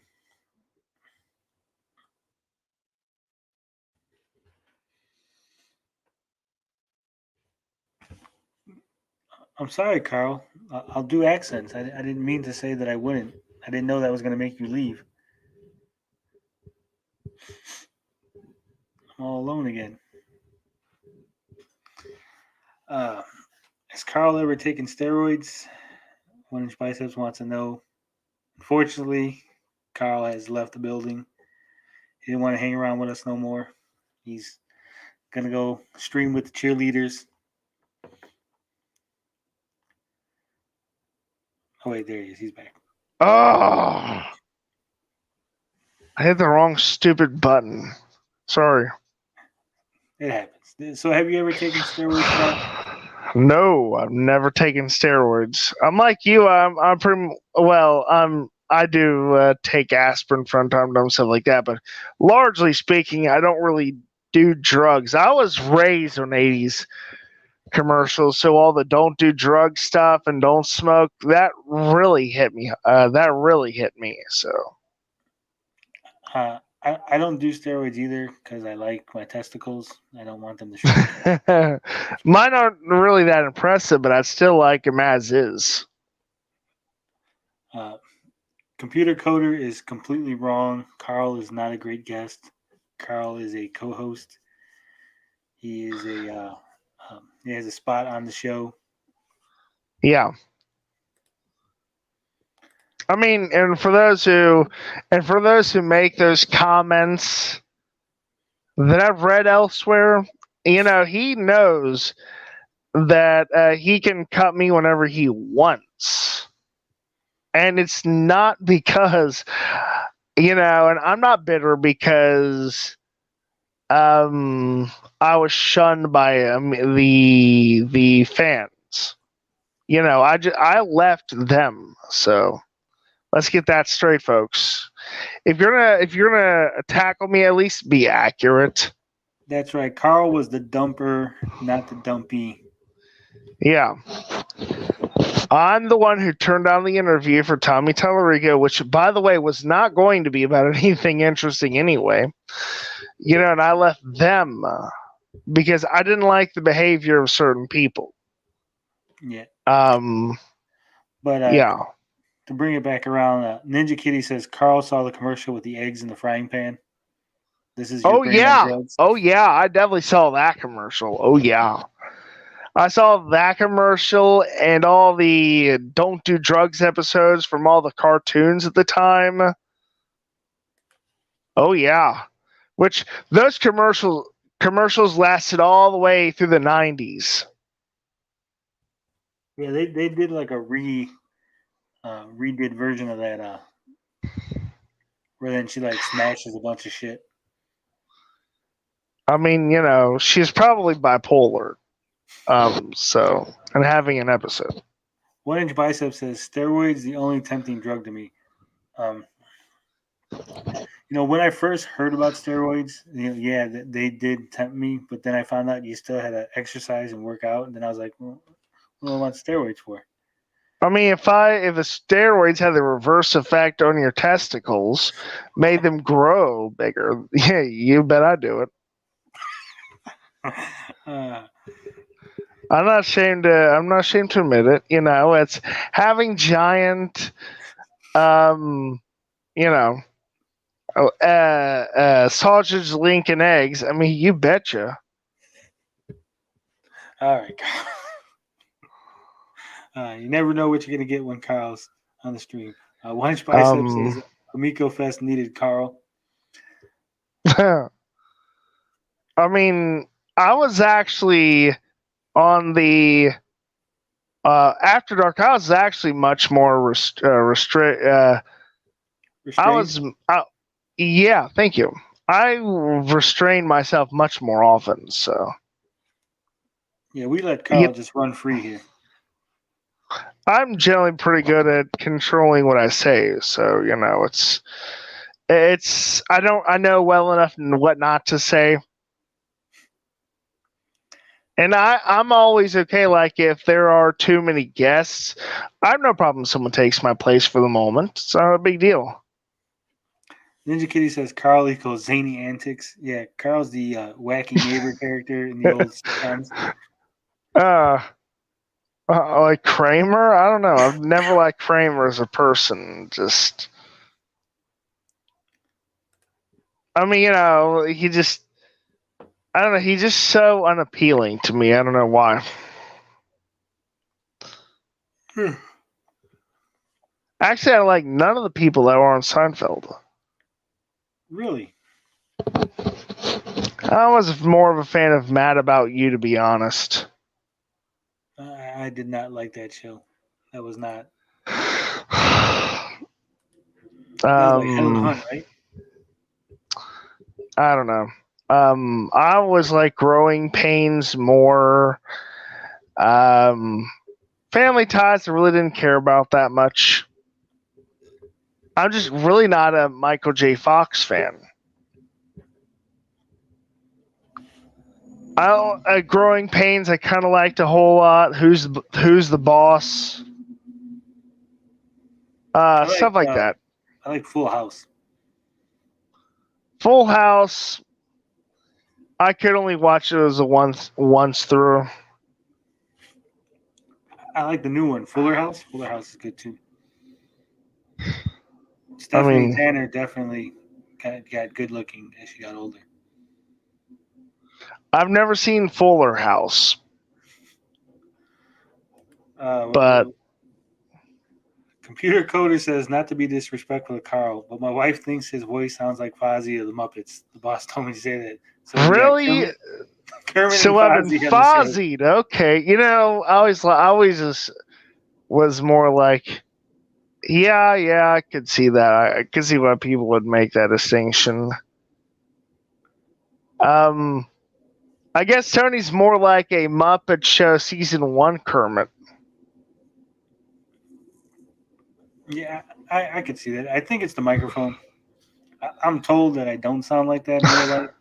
I don't know. Oh, I definitely sound like this in real life. I think maybe Sidekick Max is being nice. Every time I record, I've heard myself recorded. I sound exactly like this. Which No, we sucks didn't- because we I didn't look block you, really Amico young. Day.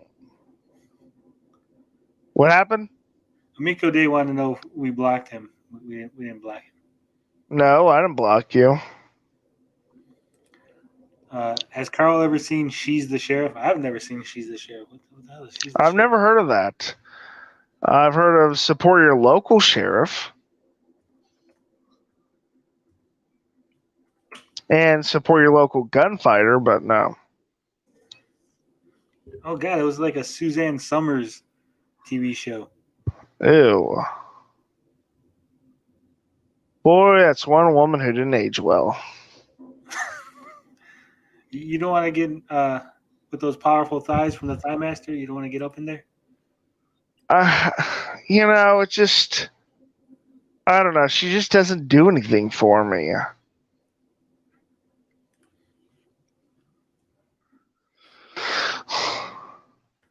I never thought she was very attractive. I did like Three's Company though.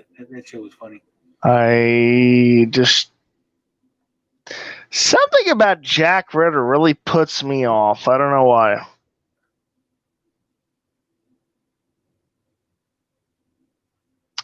So I'm the one that's Fozzie Bear. Okay, I heard mention of a Fozzie by the Amico haters, but I always thought I was more like Gonzo, to be honest. But I guess my sense of humor is as bad as Fozzie's. So, yeah, that's kind of, which isn't a big deal. I actually accept that as a compliment. You can call me Fozzie if you want. Fozzie was one of the best characters on the Muppets. Yeah, Fozzie was my favorite growing up. On the Muppet Show, yeah. I mean, heck yeah, I accept that as a compliment. You can call me. They can call me Fozzie all they want. I'm just waiting for an A-Volp music video for starring Fozzie.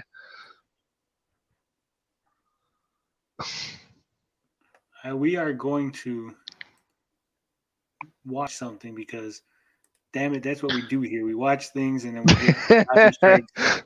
Okay. So, because one I is mean, if you want, if you want to get copy strikes so badly, I have some music I can play if you want. I don't want it. Just happens organically. Hold on. Oh shit! My computer is freezing.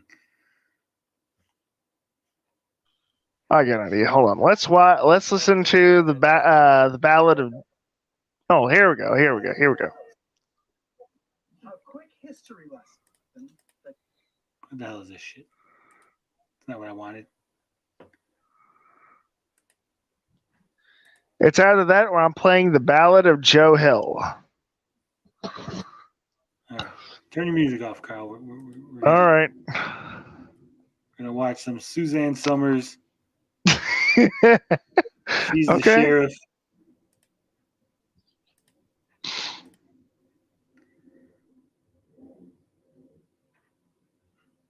It looks horrible.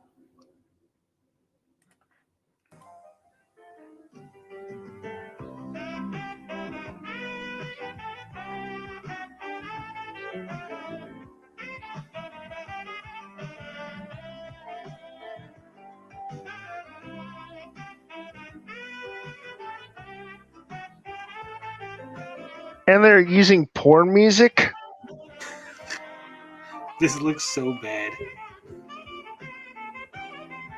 What is...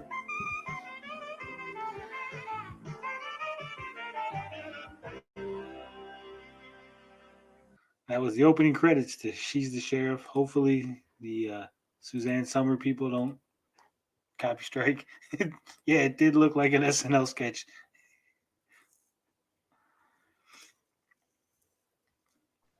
I swear, it may as well end with.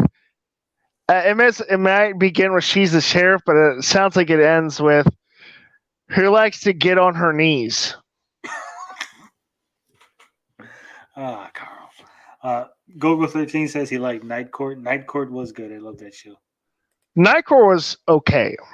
It was a little too wacky for me, but my brother loves Night Court. I think he has all the DVD collections.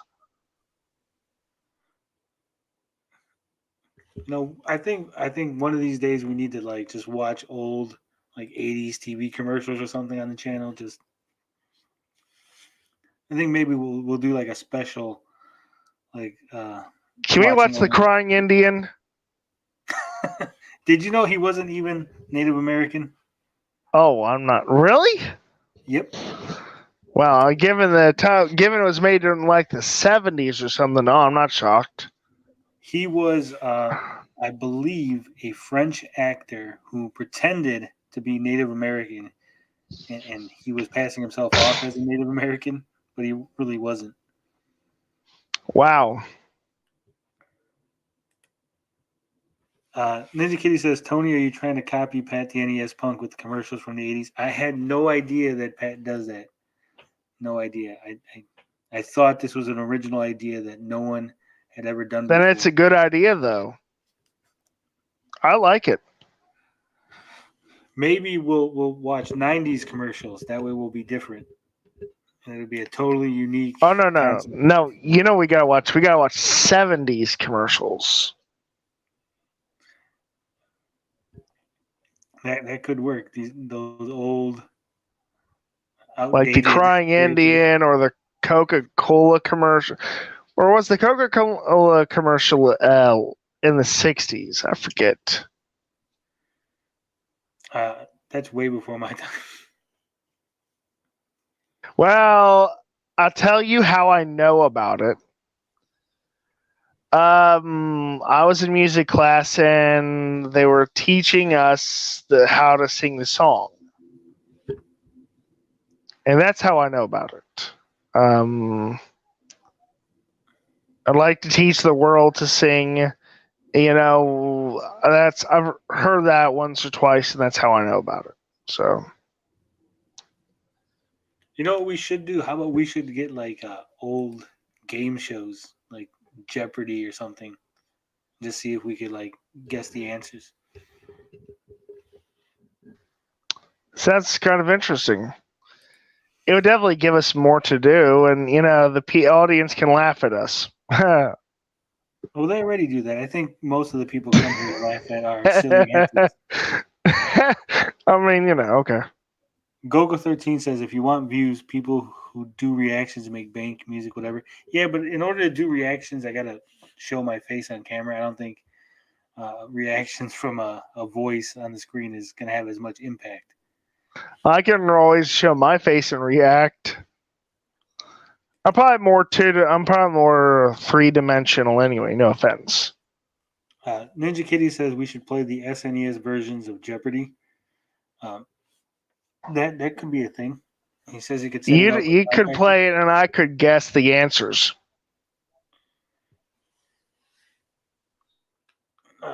One Inch Bicep says McDonald's. Damn it, chat moved. McDonald's 70s commercials are pretty sweet. Grimace is a bad guy.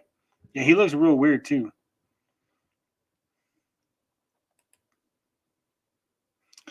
D-Mask, Tony TDG. Yeah. I think when I hit 10,000 subs, I'll do like a face reveal. Ninja Kitty says Pie Packer totally can do it on here easily. Well, figure out a day, Ninja Kitty, we could set it up and we could we playing some Pie Packer. Yeah, see, Gogo13 says true, it would need FaceTime. You know what we could do? We could invest in a one of those rigs, what the hell they call them, come on, Carl, help me out. The little anime girls, a VTuber. We could get like a Tony Chan VTuber. Oh, I think meant a blow doll. No, Carl. I mean, a blow up doll. Sorry, I mean, it was confusing. No, we get like a VTuber. I could get the little like anime girl avatar with my voice coming out of it.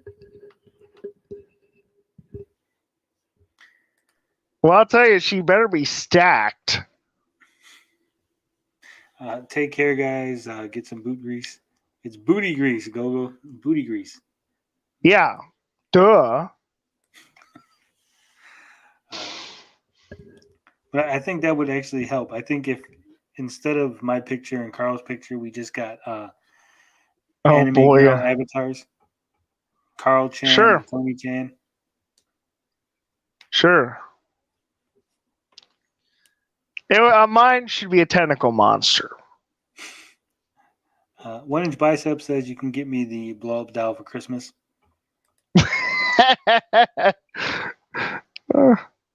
I will not be doing. If Carl does that, I will not do a review for I you will guys. not be. No online I'm review. too cheap to buy you a blow up doll, let alone myself. All right, we're gonna get it back on track. You know, we're getting in the weeds again, guys. All right. We have a habit of that. I think that's what makes your channel special, though. I mean, this is the kind of content you'll never find on a channel with 10,000 subs. or people- on Amico After Dark. On any channel, really. This is unique content here. And we're not even drunk. No, that's the scary part. Could you imagine if we were? That's if I were drunk, I'd be as mean. I'd be as mean of an asshole as a drunk Cyrus. Come on now. We don't need to keep name dropping, Carl. I mean, okay. As angry drunk guy 34,000 day. How about that? You gotta work on your similes and your metaphors. Okay, get you there, all right, Carl. that's fair. Fair enough. Anything else? I think we've been on long enough, 3 hours. Unfortunately, I don't think there's anything really worth chopping up. No, we're fine. We've weaved and winded our way through topics. We've said some wacky things. We've probably been clipped. I'm sure the interns are tired. That's okay. You know, the Intellivision interns are probably getting a little sleepy. They want to go home. I mean, if if they want to clip me so bad, who might have complained? Not anybody special, but Again, all they had to do was ask me for material. I mean, that's right. At 10,000 subs, I will show my face. At 15,000 subs, I will show off my face collection. I mean, that's the thing about a certain YouTuber out there. That keeps trying to do YouTube videos about Tony. I mean, if he only asked me for material on me, I'd happily give it to him. Oh, if anybody needs material on me to make videos, I will be happily.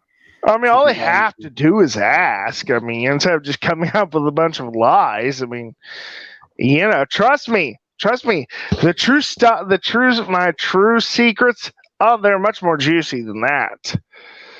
I mean, it's. I'll give a secret right now. I do not wear pants when I stream. I've been sitting here for 3 hours. I get kind of sweaty, so I'm just in my boxer briefs. Sometimes I wear nothing but underwear. Just let me get my Chinese connections here. Immortal John Hancock shows me that trick. If you want to see what I look like, if you really want to know what I look like, all you have to do is go to the John Hancock Video Game Museum.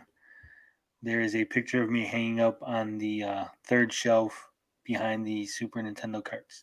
So, as soon as you find the John Hancock Video Game Museum, you'll be able to find my picture. It's up on the wall.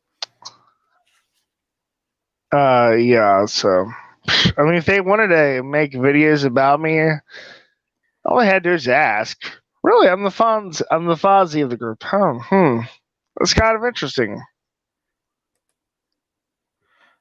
And remember, Hmm. if you're gonna play the Nintendo Switch, you always have to remember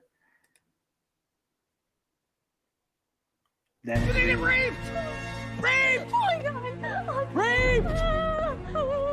Raped! that's what's gonna happen if you play the Switch. I mean, no comment. All right, folks, we're gonna call it an evening. We've been here long enough. Carl left us hanging for the first hour. I was struggling. He let me drown. I could not help. Sorry, guys. Carl's letting us know that his father's birthday is more important than this live stream. Yep. Sorry, guys. Oh yeah, tomorrow we got her. Tomorrow, folks, we got my stream going.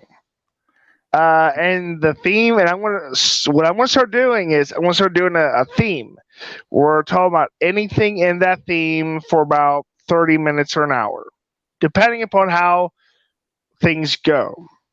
And tomorrow's theme is 90s cinema. So that'll be an interesting discussion. Yeah. So we'll just run things and just see how long the video takes. I'm putting Carl's channel in the chat. Make sure you like, subscribe, ring that bell, do all that good stuff, so you'll be alerted to when me and Carl go live on his channel. Carl is in charge of that stream, so if you think the wacky shenanigans on this stream are something, just wait until Carl's in charge and wacky shenanigans go up by at least 10. And I do boot on first offense, so just so you know. Behavior not invited. That's my rule.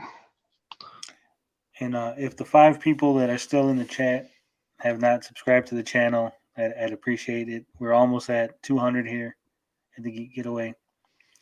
At 200 subs, I will do absolutely nothing extra. I will put no more effort into my videos. I will not. I will breathe even heavier than usual, guys.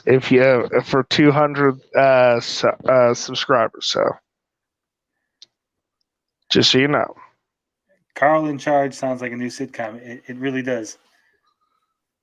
I mean, there's Charles in charge, but which was okay. Oh, she was hot. What the hell's her name? The chick from Charles in Charge. She was a hottie. I don't know. It's been years since I've seen that. Don't lie, Carl. You know you watch that shit every weekend. Oh, I wish. All right. You guys in the chat are not Alyssa Milano. She wasn't on Charles in Charge 1 Inch Bites. Now I got to look it up. Yeah, Melissa Milano is hot. Yeah, and she was on the one with Tony Danza. Yeah, she was super hot. Who's the boss? Thank you. Yeah, who's the boss? She was on Highlander. Oh God, Nicole Eggert was the one from Charles in Charge, and she has not aged well at all. Really? That's a pity. She has blown up like a fucking balloon. She's like the Hindenburg. Yeah, it's oh my God. Don't look her up. If you had a crush on Nicole Eggert, don't look her up. Do not Google her. I thought they were the same person. Oh well. Oh well. It is what it is. That's right. At 200 subs, we'll have Carl breathing fire out here. He's gonna bring the heat. Yep. All right. For like the 5th time, we're leaving. Stop leaving comments in the chat. Let me leave, damn it. I am definitely leaving now. See you, folks. All right. Love, peace, booty grease. We out.